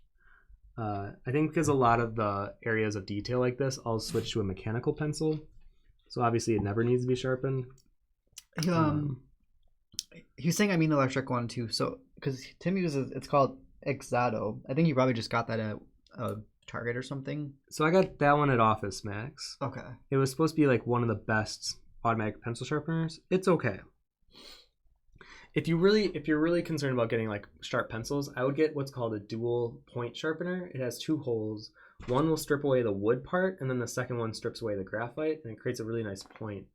So I used to have that for the longest time, and it works really well, but I realize though I go slower with a pointed pencil. Like even right now as I'm doing scales, I'm moving much slower than I did when I did everything else. So if anything, I think my challenge for you is maybe try working with a dollar pencil and just turn it when you want to get more of a point. Simon says, yes, it was so hot today, and for the next few days, it's going to be 75 to 80 all week. So actually, you are warmer than us here. Ooh, wow. That's so interesting. I don't get how that works, but that's how it works. Drea says, okay, but what about my nickname, though? I know, Drea, I'm so bad at coming up with nicknames for people. I'm not the best with this. Tim, you can help me out, too, if you can think of a good nickname for Drea. No, the thing is, it has to be organic. Nicknames you can't force. I know. I forgot what one I came up with, but... Oh, you had one for her? Yeah, but Drea wasn't feeling that one either. It was kind of an in the moment one I came up with. I don't know. I say wait till it just happens organically. We'll just let it happen organically. Yeah. Because I think when you force it, it doesn't stick. Well, I know Drea is an INFP like me. Yeah, I'll let it kind of just keep growing. It'll flower into what it's supposed to be. Eve says, yes, or you could support your local pollinators with taking care of bees like mason bees or leafcutter bees. I mean, that would be really fun too. That would be something I'd almost want to do with Tim. Like we could both send... I want to get a bee colony because I'm one of those people. I love bees. I even really like wasps, but Josh does not like wasps. I don't like wasps, but I love bumblebees. I like any like pollinator non-aggressive bees. Wasp though can just be too aggressive sometimes. I haven't been stung by a wasp since I was 5 years old, and because I was being annoying to the wasp. You know, I just feel like people don't get stung by them if you're not bothering them. Oh yeah, I don't. The only time I've ever been stung was when I stepped on one by accident. Yeah. Otherwise, it's been fine. But like, I've had a neighbor that almost died because she got stung a bunch of times by them, and it was her just walking through the woods, and then she just by accident, it was a ground nest that she accidentally like messed with, and they just went haywire on her.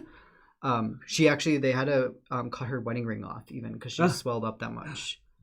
That scares me. Bumblebees don't do that, Tim.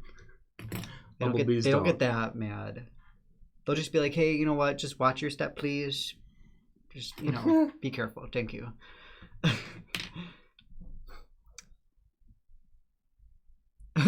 Harry Sada says, I have a ton in my garden. I can gladly gift them. If you're talking about ants, possibly.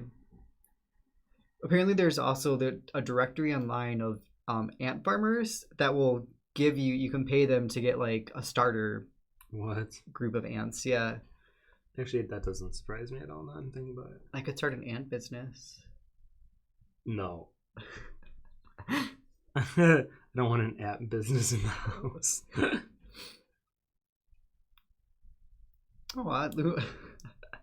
Morgan says, I had a dream once a fish smiled at me with human teeth and told me life is fleeting. So hopefully your fish is not like that. What? No, I'd love that. You just look behind you, Bubba just drops some life quotes on you. Right, like share your knowledge with me, Mr. Bubba.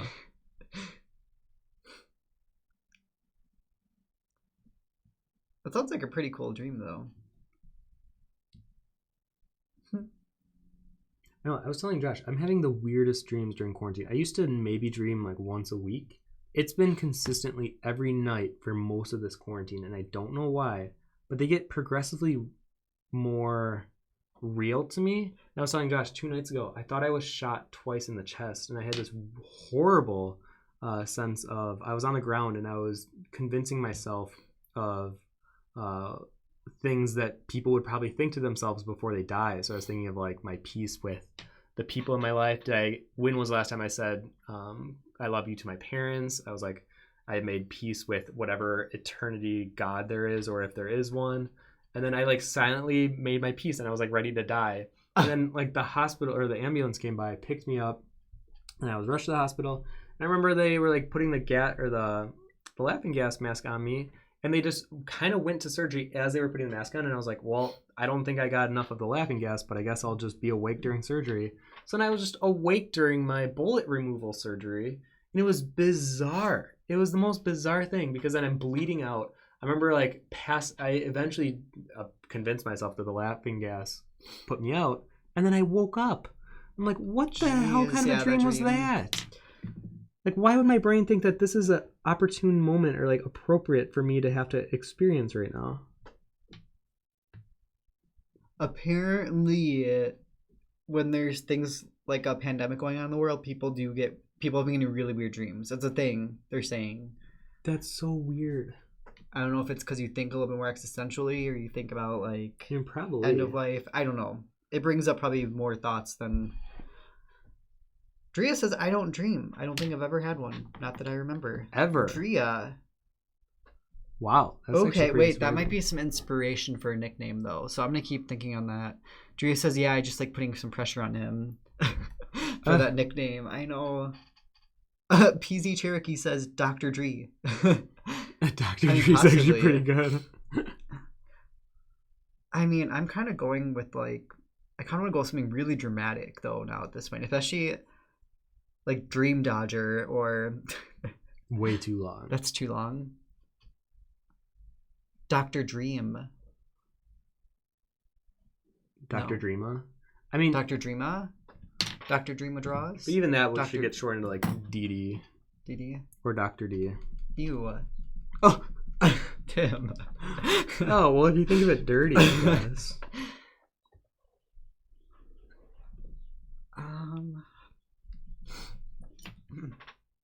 Oh, Eve says, let me know if you need any help. I am a beekeeper as well as an artist. What? Thanks for the wonderful pollinator stories. Oh, Eve, that's so cool. That's amazing. I had these friends. They were family friends growing up, but they were beekeepers. And they had a big place they kept them. And I was young, so I thought they were pretty humane with the way they took care of the bees, too. But I remember they had a horrible experience because they, every winter, they went to Florida. And their truck of bees tipped over. It was an issue. Oh, God. Yeah. Those poor... I'm trying to think of who I feel worse for. The people on the freeway that might get, like, if they have open windows and just, like, a bunch of bees. I was just swarm of bees.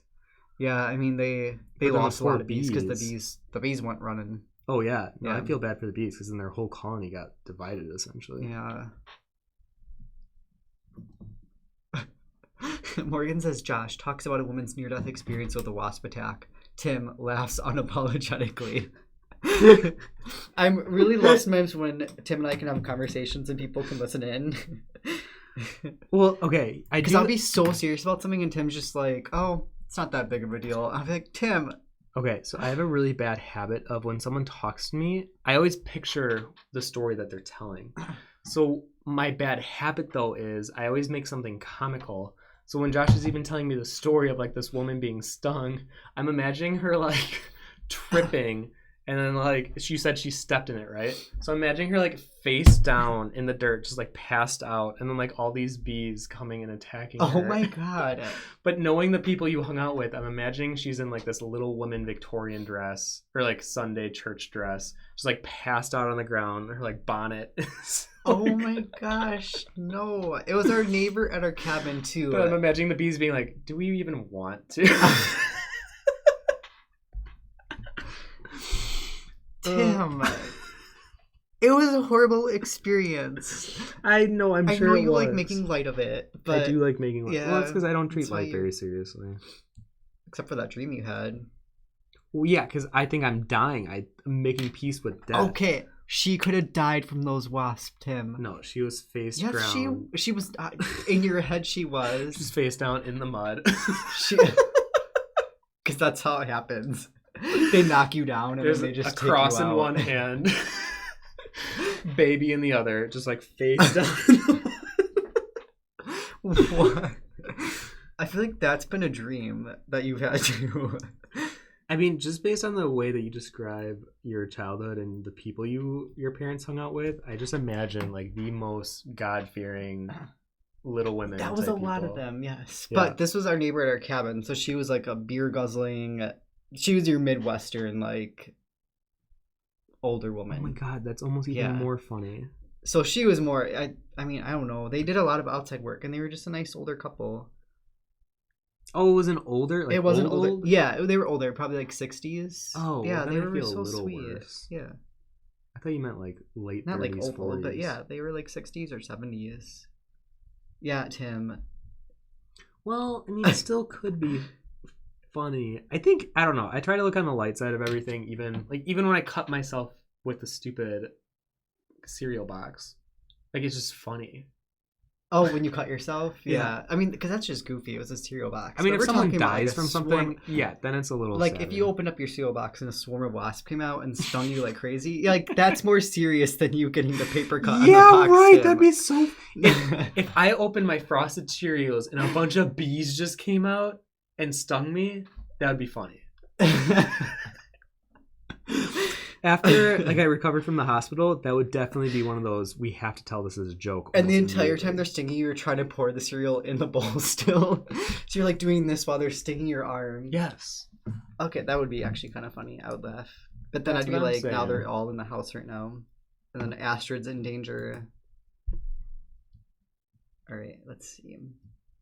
But Eve, I think that's so cool you're a beekeeper. I'm sure that's actually like good studies too. You probably can just...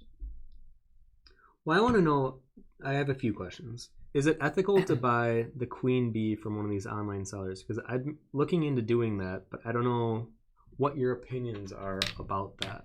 I mean, we have to study this more too, like how to keep them. Do we have to keep them enclosed? I don't know how that part over works either.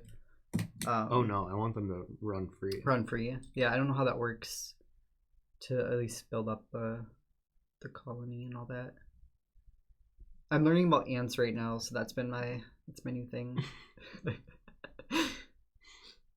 It's antscanada.com, has tons of stuff, and their ant habitats are really cool too. It gives the ants tons of room. It makes it easy to feed them.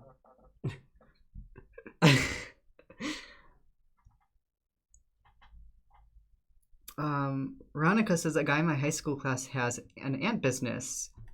Oh my god. And was he creepy or not? That was my other thing too. I was asking my best friend Autumn. I was like, if I do this, will it be really creepy? Because I feel like there's how there's stigmas about things that are creepy. I feel like ant people that collect new ant collections are seen as creepy, but I'm okay being a little creepy, I guess. I was gonna say, you definitely qualify. Like, do you guys want to come to my ant room? And it's just this like red lit, like a giant blow up ant in the corner.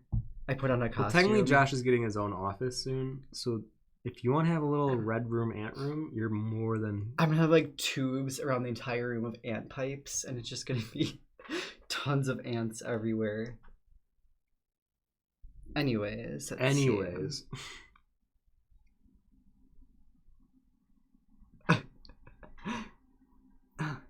Drea says if you want me to be a doctor, own up like Tim's stream. I am not licensed.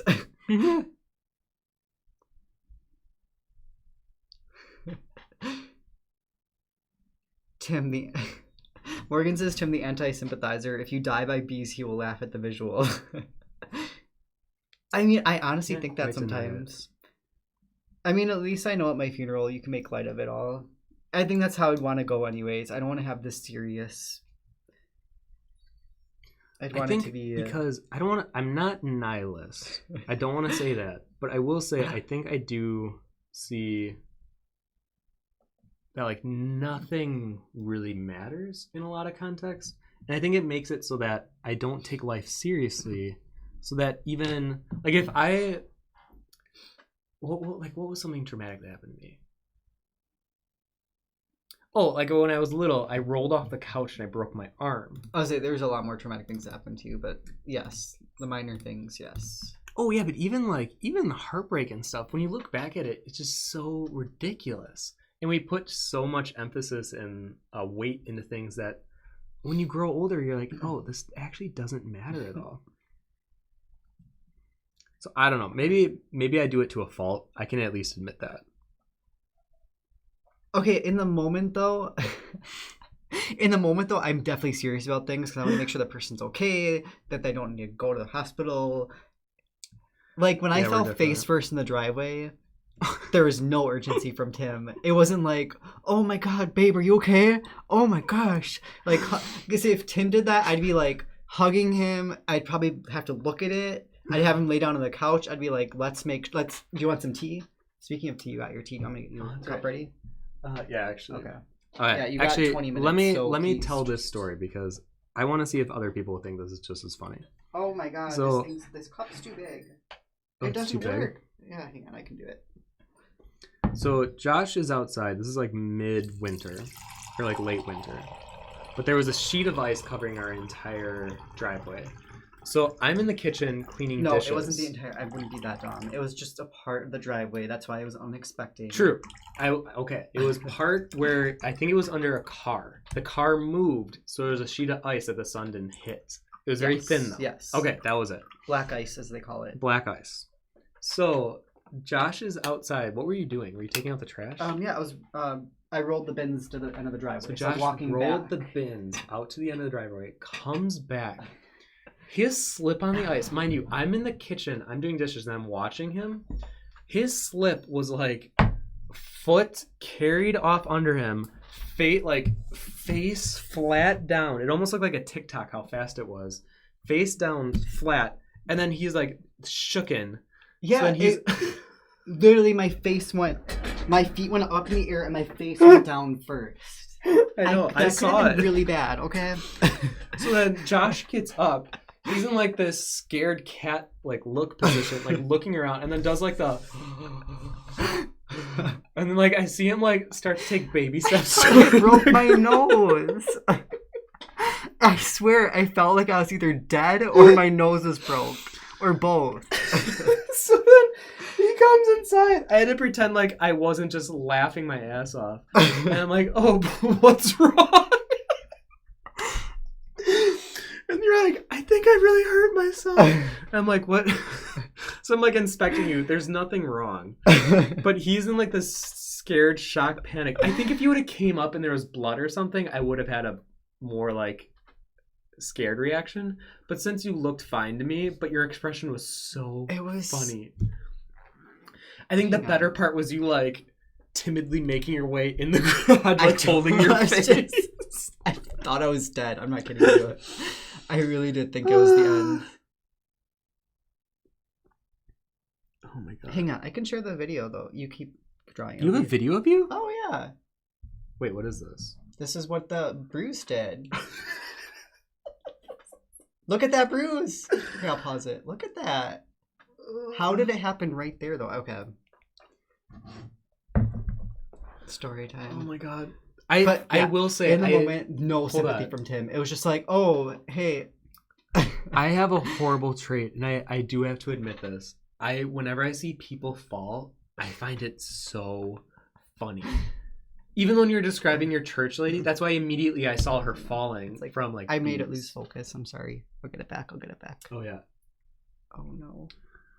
I can't. I'm sorry. You no, keep you're drawing. good. I'm taking up your time. We'll do it by itself. It could be anyone falling. I find it funny. Oh, it did focus. Okay. The only time I don't find it funny is, and I don't know why TikTok keeps recommending these to me. I keep watching people go off of diving boards and they'll do like a back front flip, but then they'll hit their face on the board.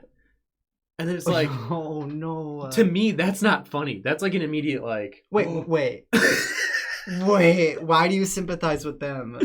Because that actually looked like it really hurt. Tim, I felt on concrete. Stream over. All right, thanks for coming.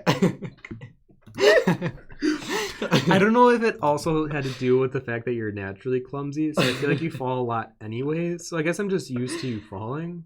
Oh yeah, I do hurt myself a lot. Like Tim and I had a pillow fight once, and I injured myself to the point that we had to stop the pillow fight because it hurt that bad.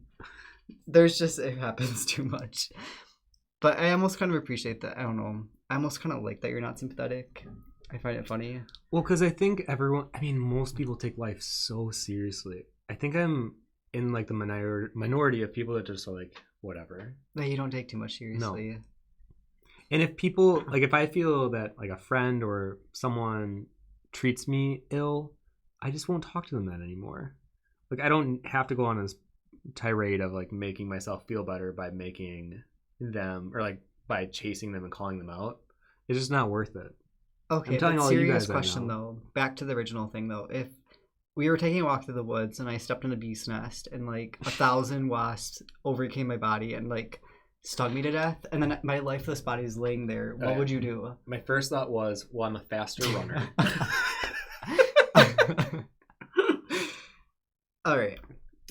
I mean, I'd probably throw something over you. No, you wouldn't, Tim. I would All right. probably throw a jacket over you and then run.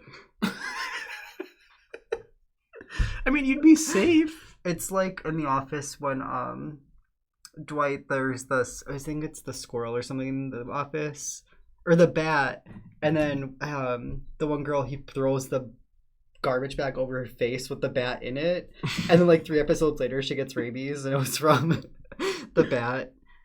Anyways, is that what that was from? Yes. Oh.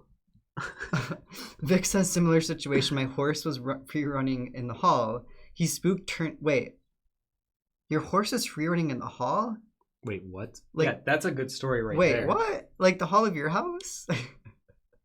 He spooked, turned, slipped, fell on the ground, and rolled over. Then he stood up and walked away like a diva. I started laughing even though he could have broken his leg and died. And everybody I show the video to laughs. See? I mean, if it's a situation, because I think Ella says I really don't think people will get harmed funny, because I don't either, but I guess if you know, there was an account I followed on Instagram for a while that was called Children Getting Hurt, and it was like kids at a playground that just do really stupid things and get hurt, what? But they're okay afterwards, and people find it funny. There's like millions of followers. That's worse than me. I actually unfollowed it though because I felt bad. I was gonna say, I don't actively look for it, but when it presents itself to me, yeah, I think it's kind of funny. It's the whole trope of someone slipping on a banana, you know? It's like, wah, wah, wah. Sarah Vera and Tim in self-preservation. I will throw a jacket. She deleted it. No, Sarah, you shouldn't have retracted it. I mean, no, I would probably throw a jacket over you and then run. Because if I also got stung by a bunch of bees, then we would both probably just be dead. There's just this slim part of me that wants to, like, for real, because I don't know if you're being serious sometimes. What? You're like really good at satirical comedy sometimes, and I just don't always know if you're like for real or not. Part of me just really wants to get in the situation and just like see if you really actually throw something over me. Yes, I would throw a jacket over you. No, you would. Yes, I would. To protect me? Yeah. Oh, I thought you like the bees are on me and then you throw a jacket and then you run. I mean, for self-preservation, that's actually a better way to go about it. But since I do actually care for you, I guess I would throw the jacket over you so that the bees couldn't get to you. That was the plan. Tim, that's so cute. Yeah, but now that this idea has presented itself to me, it seems like a better option. Because then I don't have to deal with the bees. Oh my gosh.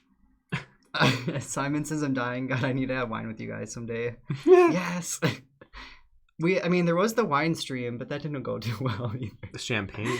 We can't do champagne on stream well, ever actually, again. Champagne is wine. I found out, and I've been disappointed ever since. I spilled on stream. That's right, you party fouled. I did, I spilled on stream.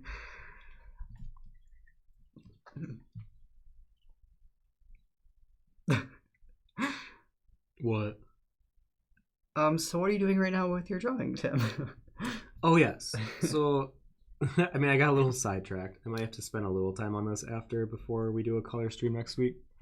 But the big things were I definitely wanted most of the fins roughed out.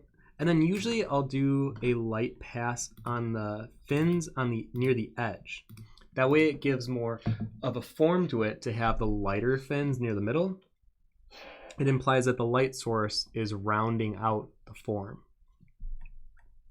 So yeah, I definitely will have to spend some time on this before I do color though next week. I think I got so distracted by all these stories. I kind of want to know, Vic, I want you to share that video somewhere if you could, though. Oh, of the horse? Yeah, I don't know if you can put it on Discord in the family room, maybe? I mean, that would be pretty Or great. even just in the stream follow along, honestly. Because that's like the best place. If you have a Dropbox, put the video in there and then share the link to the Dropbox. Because I kind of...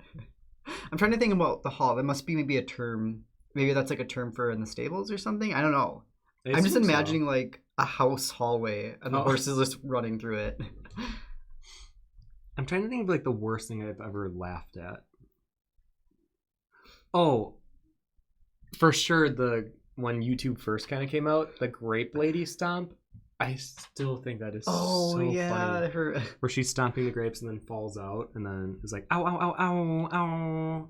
Oh, I can't breathe. Wasn't that was like the earliest? That was really early. That was YouTube, one of the first right? YouTube like comedy gold ones. Yeah. That was baby YouTube days. Baby YouTube. Ow, ow, ow, ow, ow, ow. I love that. And then cutting to the reporters who clearly don't care, like, ouch, ooh, looks like she's actually hurt there.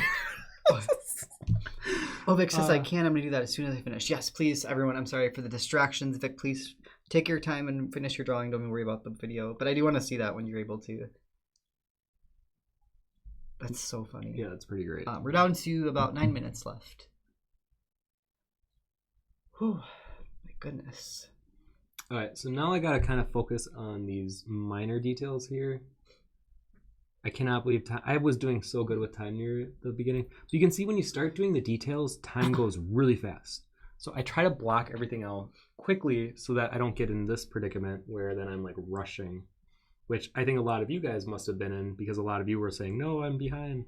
So I assume you might have possibly been focusing too much on the details rather than the larger areas. So don't worry, I'm actually right there with you. I'm a little behind, and I probably won't finish completely on time, but I'm going to at least give something that looks pretty finished. PZ Cherokee says the model who keeps falling on the runway is a hilarious one.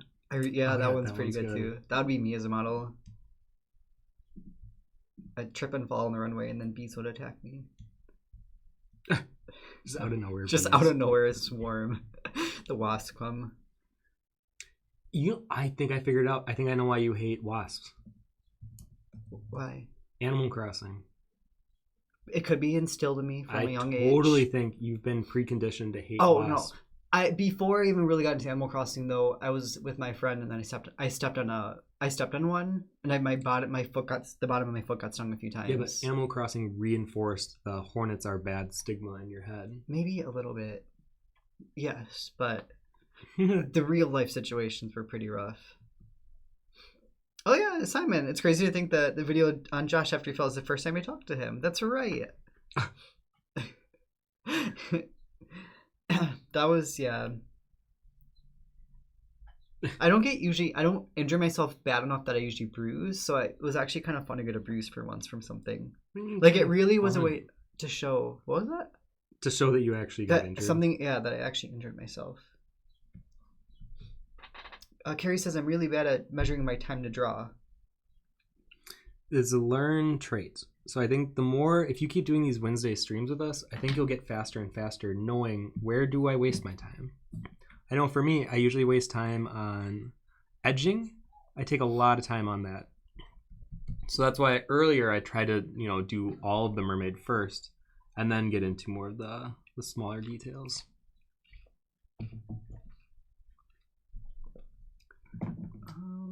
I'm gonna go step away for one moment really quickly, but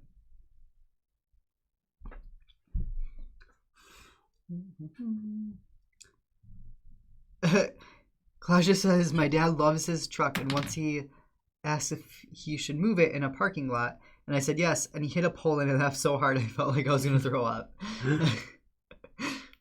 Sometimes those unfortunate moments you just gotta make light of. Right. I mean, I think the reason why then when I watched The Diver, to me, that inflicts so much level of pain that I can't look at it anymore. Oh gosh, yeah. I'll be right back. The same with if you guys ever watch people try to do backflips for the first time, I don't know why these keep getting recommended to me on TikTok. But I just watch people not only wipe it, but like really look like they hurt their head because they like land on it weird. And I'm like, ugh, just anything with the neck. I don't want to see it. I don't find it entertaining. I don't find it funny. I get just really nervous. I mean, you would assume that if they're showing it on TikTok, it can't be fatal. But I don't even want to see like a bone being pierced out of the skin or something,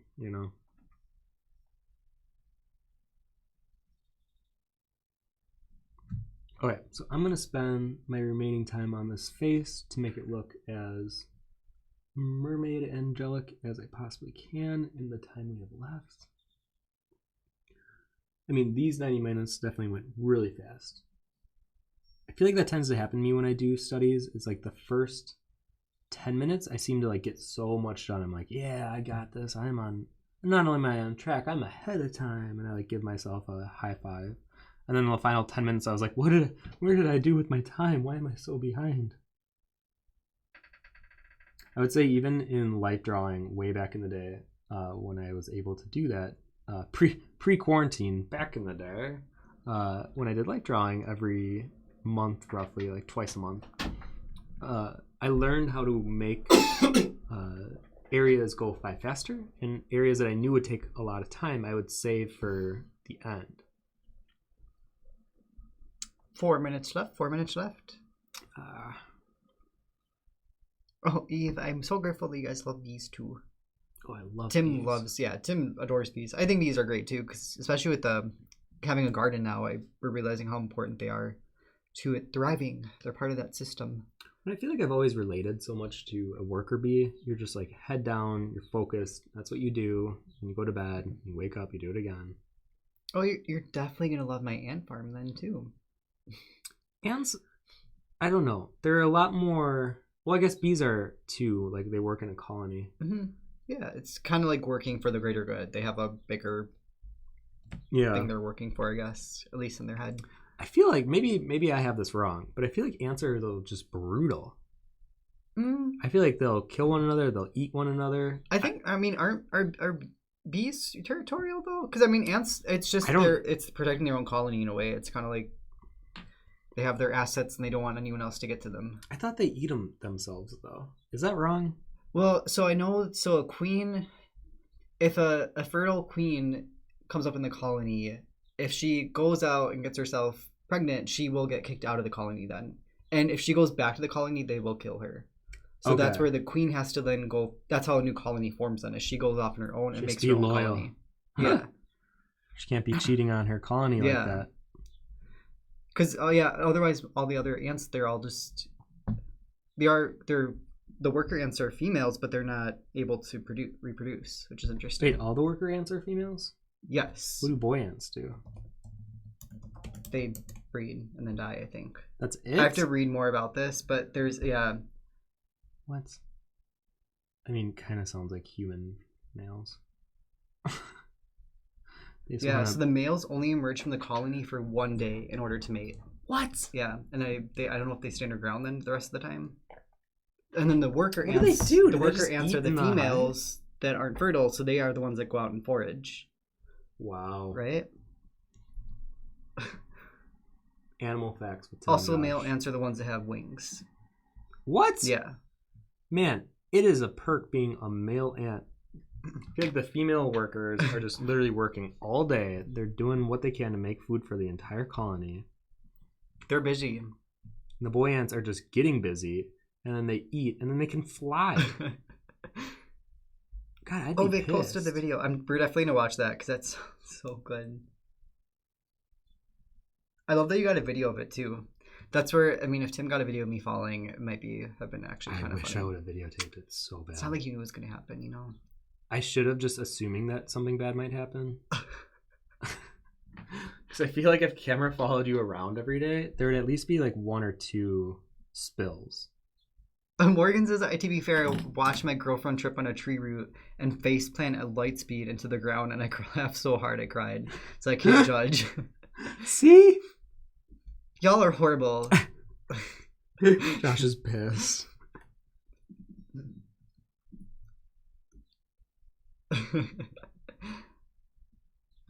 Carrie says depends on the ant type. There are even some ants that help raise blue butterflies. Interesting. See, I like when different insects help each other out too. I think that's cool. 20 seconds, by the way. All right, clearly I'm gonna have to do some work on this after. Oh yeah, Carrie, I read this too. What? So also queen ants, but they eat their wings underground to survive and reproduce. What? Yeah, the queens, they'll get rid of their own wings. What? It's just weird things they do. I don't know, Carrie, maybe you know more. I just started researching these yesterday, guys, so I'm in the very early stages of ant farming. Oh yeah. Here we 90 go. minutes up. 90 minutes. All right, I'm gonna ring the bell to officially end the drawing session. Oh, boy. Good job, everybody. Good job. So you can start posting your work in the Discord under the stream follow along section. Actually, it looks like Vic got theirs in right away. Wow, you were on top of it. Oh, Vic, I like this a lot. Oh, I'm very curious to see how far all of you got on this. This was definitely a challenging one.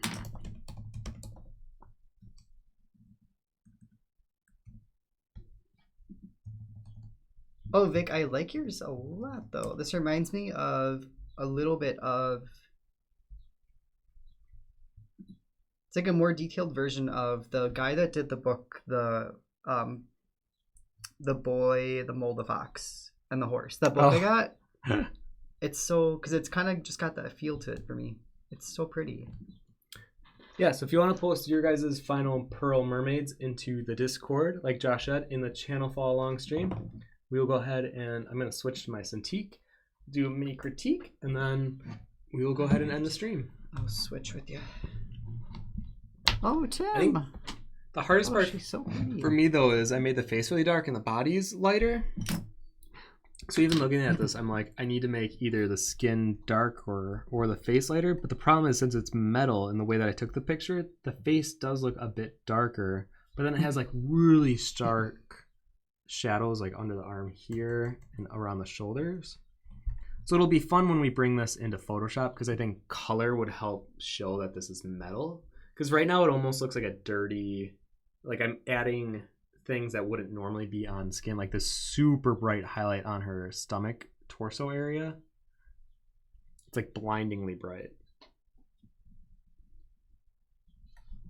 But I'm not upset though. I feel like I probably should have done a little more with the hair.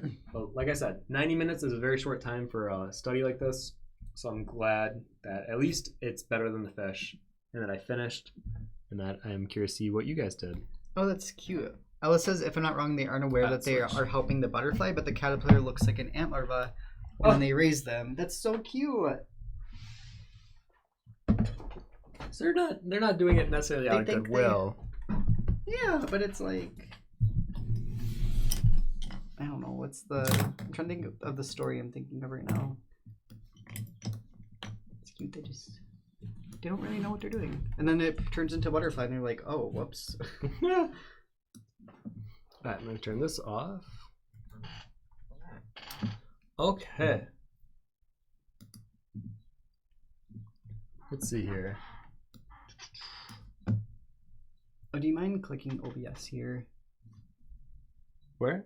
Right there, and then turning the timer off. Oh, yes. There we go. There we go. And then turning the mermaid thing off, maybe. Actually, no, I'll keep it on for the critique. Okay. Alright, let's put this in the middle-ish. Okay, so where does it start here? Ah. There we go. Okay. Ooh. Oh, Vic, yeah.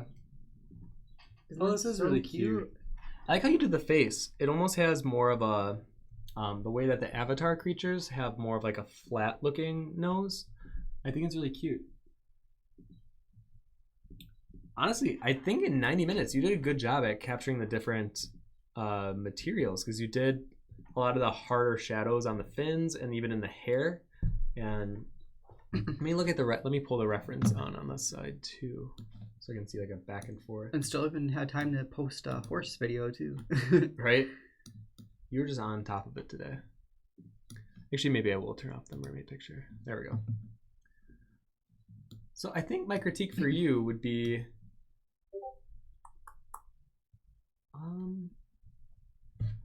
well, I think... Ooh, I have to sneeze. Thank you.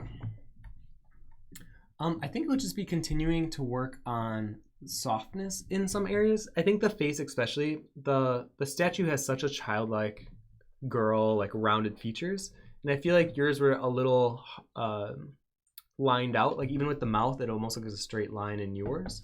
But if you really look at the bronze, it has such like a baby fat cheek area where it's very puffy, and then the lips have like a pushed out almost fish look to it. So I think just really zooming in and softening up some areas. This is a wonderful start. I think you did a great job, especially with 90 minutes. I thought this would be very challenging for a lot of you guys because there's a lot going on. It's a full figure mermaid. She's holding a pearl. There's different textures, but you did a great job. This one's Lazo. Ooh. So I think, oh, you know what? I should probably have the ones that look like that. So I think yours, it just feels very stiff in some areas. And I think specifically the hair, I feel like maybe you didn't know how to shape it out. I do like that you tried to shape it out first and then kind of went in. I think though the shapes for the outline even push those more to be more wavy, kind of like how the reference is. And then for the scaling, I could tell that you had some struggle with where to place the scales. The easiest thing that I do if I've ever tried like fake mermaid scales is just imagine rounding it out, leaving just a little bit of a hint of space in between, and just keep going. Actually, why am I doing this in the air? I'm like visually doing it on the camera. I'm like, I have Photoshop. What am I doing? Here, just as yours. Oh, thank you. I'm gonna pull my Cintiq closer here.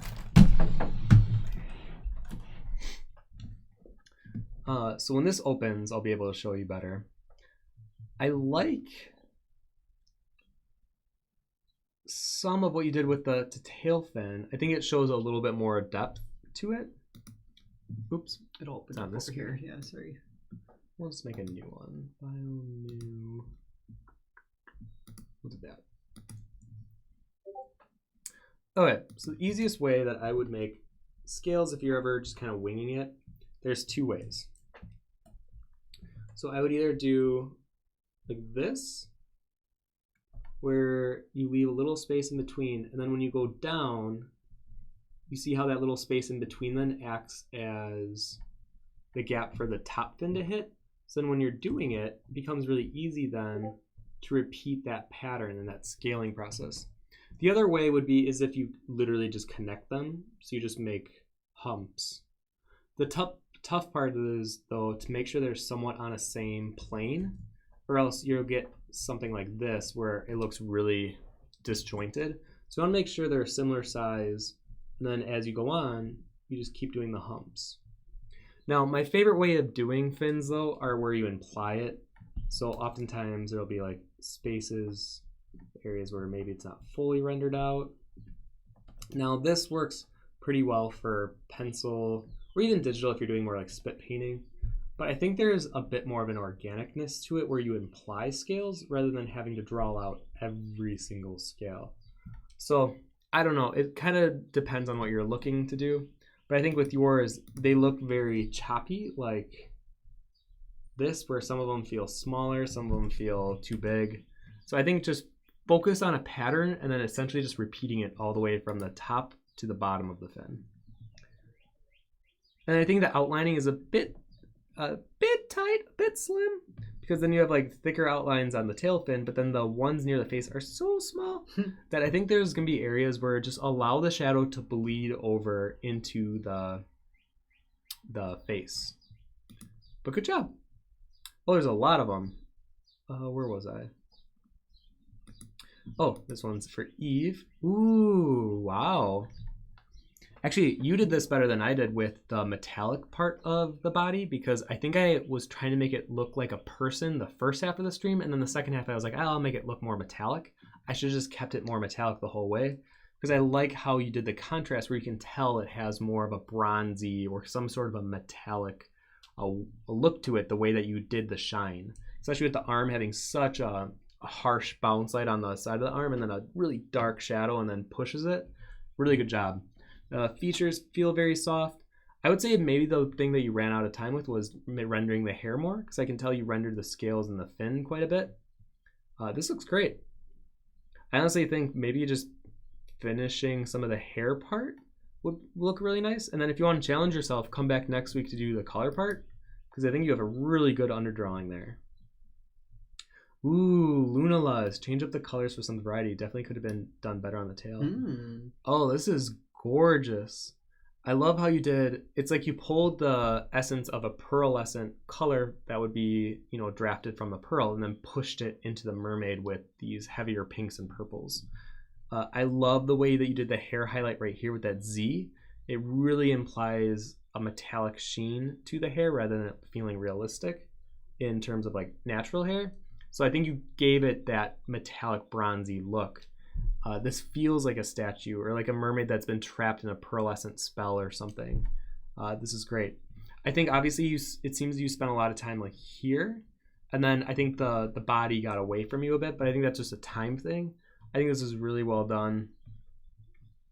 And I think even maybe pushing the nose a bit softer, I think it reads really sharp, especially that incline there.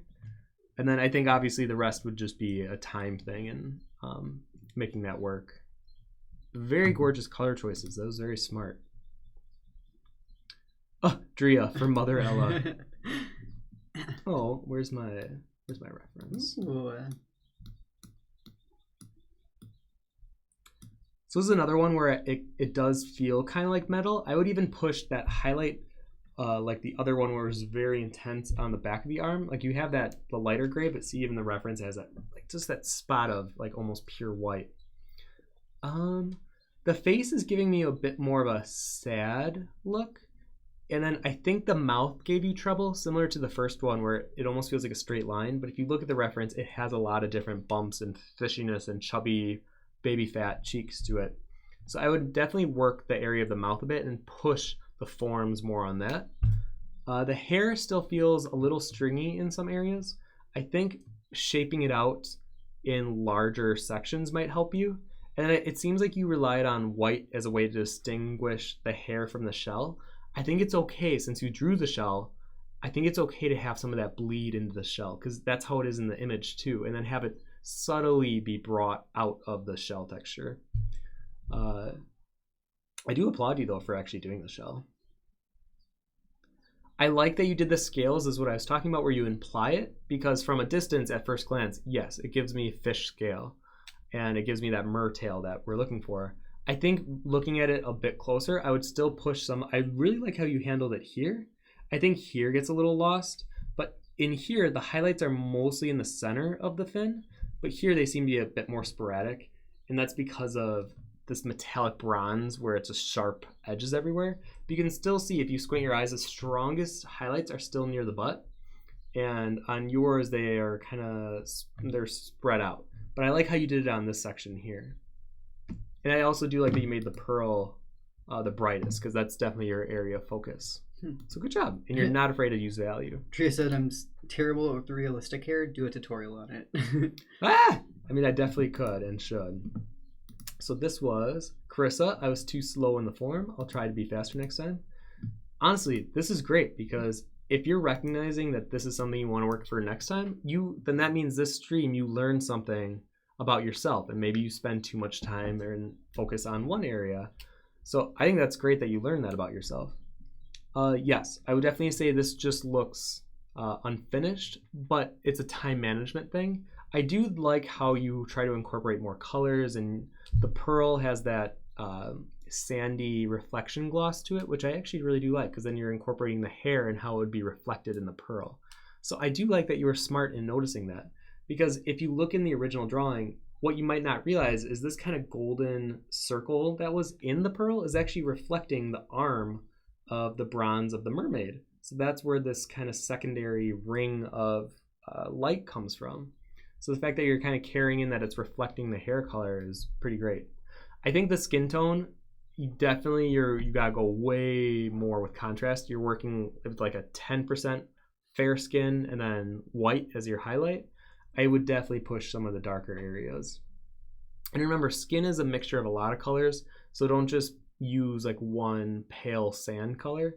Definitely mix in some of those reds, some of those underlying yellow and green tones if you can. So yeah. Hexadecimal. Ooh. I feel like you definitely made this one your own. So I'm gonna look at this upside down. I think for you immediately, especially if I squint from it far away, way more form needs to be added. The scale feels really flat, or the fin. It could have been a time thing. And actually, weirdly enough, I see Cthulhu. Does anyone else see that? Cthulhu. Hold on. Or I see like a sea creature. Do you see it? I don't know if I see it. No. Hold on.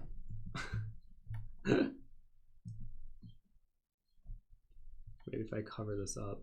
I mean, that's pretty cool. It's like a two images in one kind of Here, thing. imagine if the eyeball's like here facing that way.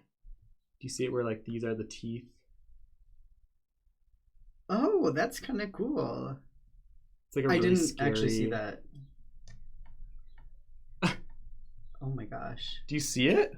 Yeah, now you... It's like looking this now way. I see it, yeah. Like this is a creature right here. I don't know, like some kind of weird brain. I like that though. It's lobe. like a 2-in-1. It's a 2-in-1. You drew a 2-in-1. I think the hair is similar to some of the other ones where it's very stringy feeling, which it can work well, but I still think shaping it out first, and then if you want to pull some of that string texture that you got going on, because this does, like, it does read as hair, but it definitely reads as more static looking. I think if you look at the reference, how it has more of a flow to it, and it has like that very curvy natural, I think you lose it when it becomes kind of straightened out, where in the reference it has more of that overlapping wave to it.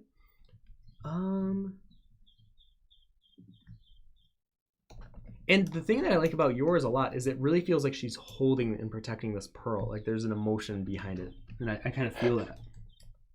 And I think the fin is a little, obviously different than the reference. It almost feels disconnected from the rest to me because of how it almost feels cartoony against a mermaid that feels a little more semi-realistic.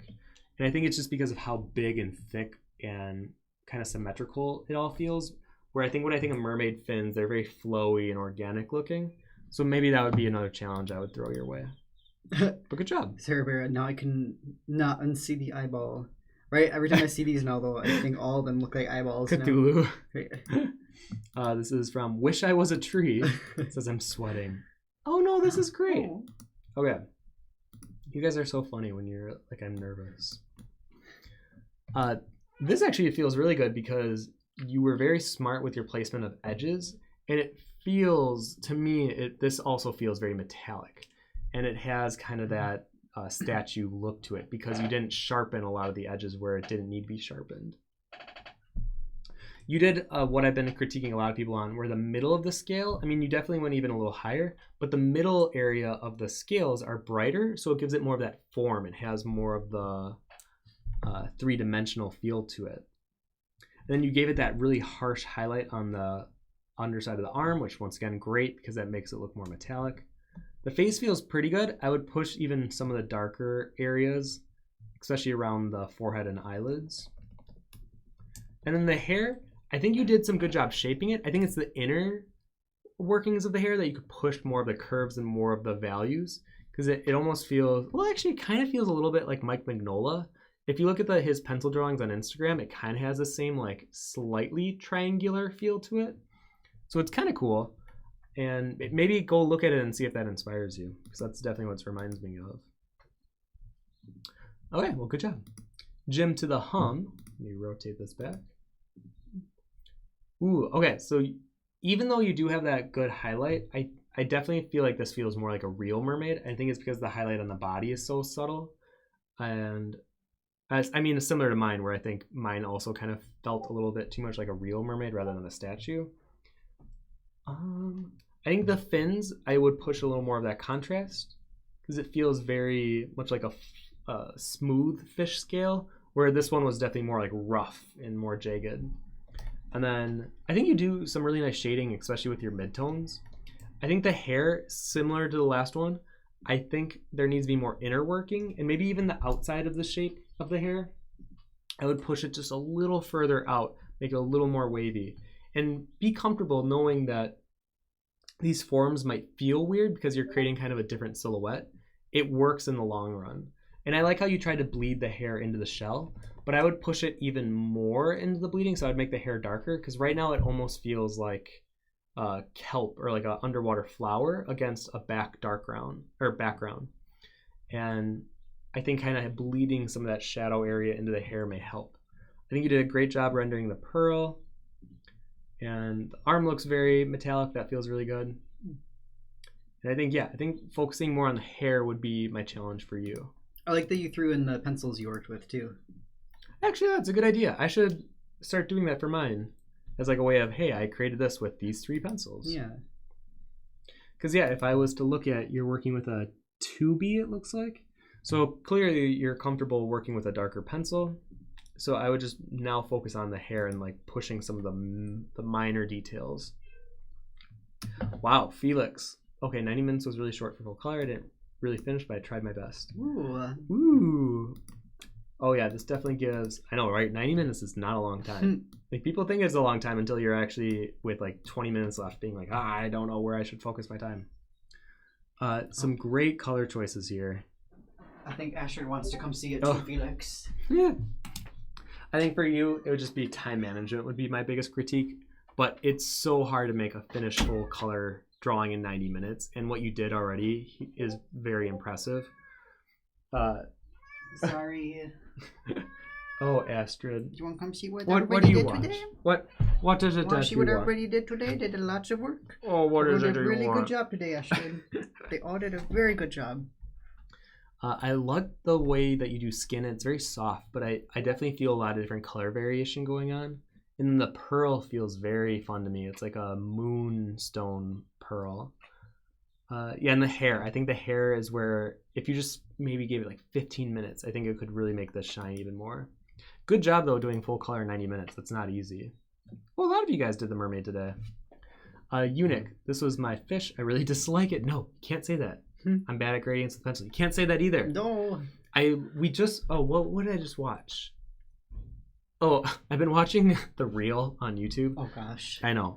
But I like a lot of the discussions with advice on some things where one of them was just always be confident with whatever you're doing. And in a way, it'll at least make it better because your mindset going into it is better. Is that so the if you're same as fake it till you make it? Kinda? Yep, okay. Same thing. Fake it till you make it. So instead of, you know who did it? RuPaul's Drag Race. It was Crystal Method. She's horrible at dancing, but then the dance challenge came up. She's like, I got this. I'm the best dancer. I'm the best dancer. And she was, and obviously she was awkwardly going through the motions, but then she was like, I'm great. Like, I got this. Because the more times you tell yourself that you're either good or bad at something, subconsciously you start to believe it. So I think my biggest critique for you, even before getting to the drawing, is try not to be so negative. Instead of saying, I'm bad at graphites or gradients with pencil, you could say, I'm learning to be better with gradients at pencil. Do you see the difference in the way that the tone comes across? Because even the way that I'm looking at it now, you aren't that bad at gradients. And I think if you keep telling yourself that you are, it'll be really hard to improve. So just think about that when you're doing work. Especially since I feel like I've known you for a long time and you come to a lot of these streams. I want to keep pushing you to see yourself in a better light. All right, anyways, I was really scared of the scales, didn't know where to start with them. Also with the pearl, kind of was bad at the time, but also scared and frustrated. You talk of falling people really kept me up my mood. Also, please be nice. I need help. Okay, you are far too harsh on yourself. I think your proportions look good. I think the scales, they're not fun to do. No one that I have ever met in art enjoys this kind of repetition patterning where it's not like just rendering hair, like doing a really supple lip. Like there are areas that are really fun to render, and then there are areas where you're rendering scale patterns. This is just a time commitment and just put your head down and grind. So I don't have a lot of good advice for how to do it besides just literally telling yourself, okay, let me just grind this area out and then we'll be done. Because in every area of a drawing, there's probably going to at least be 1 or 2 areas that you're like, not your favorite area to render, but you got to do it to make the other areas look nice. So just think, okay, I got to do this area so that my face on this mermaid can really shine.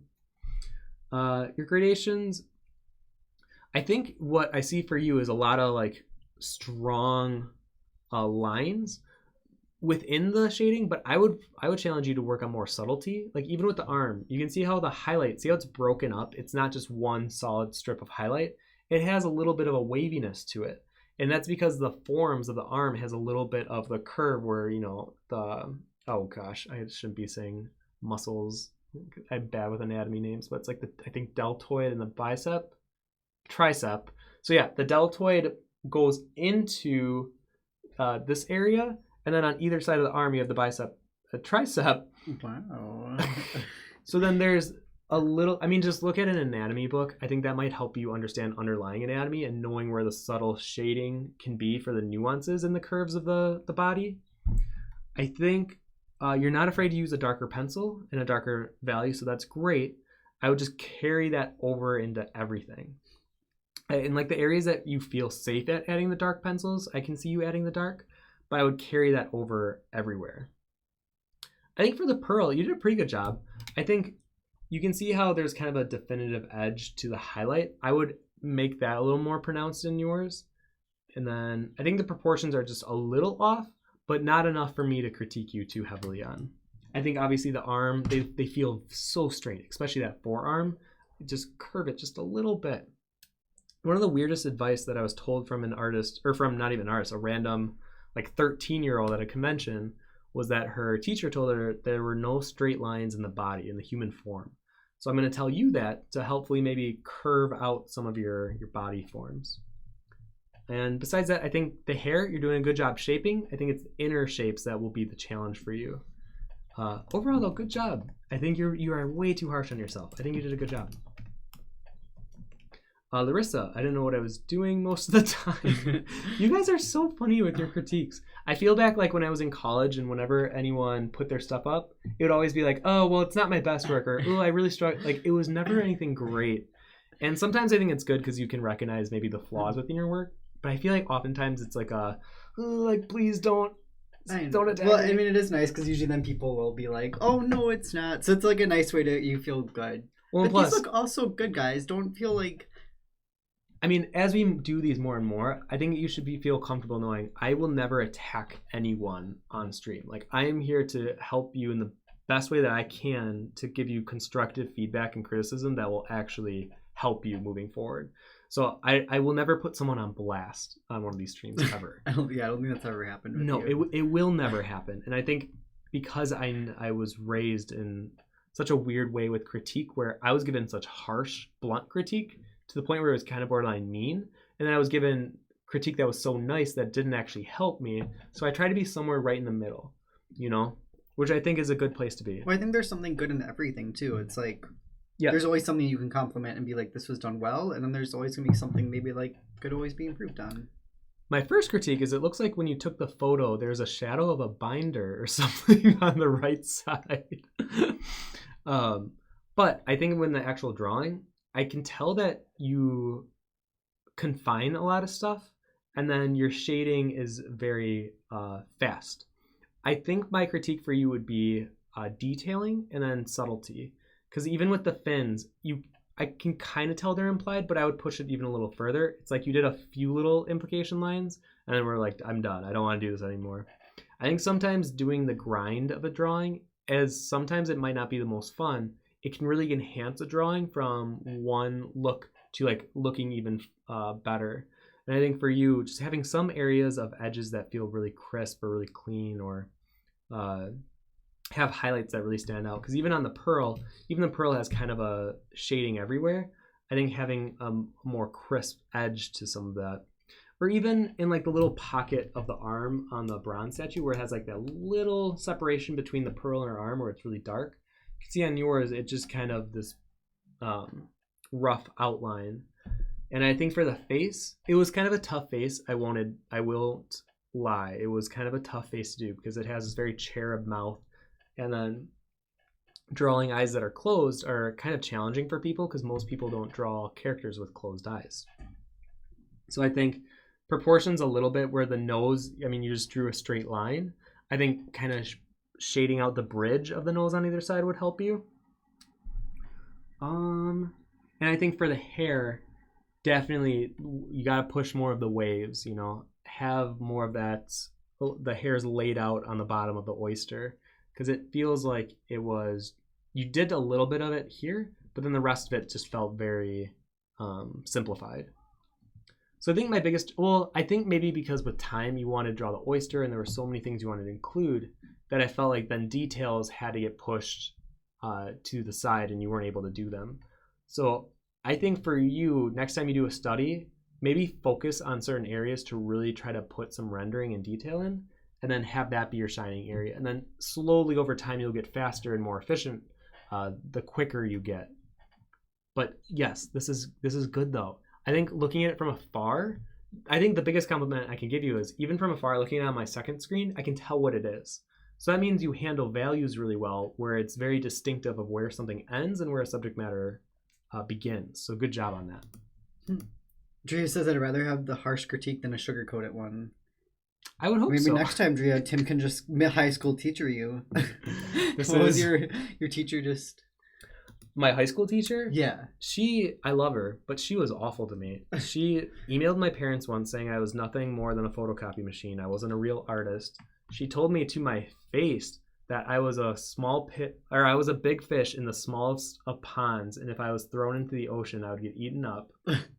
There were just things that she would tell me that were like very harsh, very blunt, but she really pulled out the emotion side of me. And I always tell people, because my art was very sterile, it was very safe. It would be just pretty girl, and it would be like pop idols and things that weren't really myself, but I think that's what I thought good art was just a pretty girl. And actually, I mean, Ella, I'm not even dogging on you because I know the Sailor Moon challenge just happened, so I think this is cute. But I think a lot of what I was drawing was very much in a safe realm, and then she made me explore like screaming pieces and angry, violent pieces, and then really sad, emotional, personal things. And then I realized that's what an artist really is when they put themselves into the subject matter in whatever context and bring something new to the world. So that's where a lot of that came from. And Ella, I know you're joking. Oh, goodbye. But I think this is cute. I think you did a good job with a lot of the forms, and the hair looks really nice. I like when there's a secondary color as the outline color. So I like that you have this like burnt auburn brown red color. So good job. Thanks. I think that's all we got. Okay. I think we are done. So thank you so much for coming to this live stream. We're going to be doing outside. We will be going outside shortly.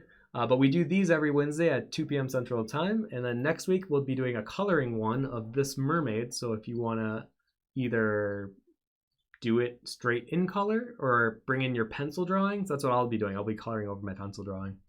And then, this Saturday, we have the interview with Miles Johnston. That's all I got. We got one more week of the Kickstarter left, so if you want to go buy a card deck, you can have the opportunity to do that now. And until next time, take care, everyone. Yay. Have a good rest of the week. All right, goodbye, Goodbye, everybody. goodbye. Mwah.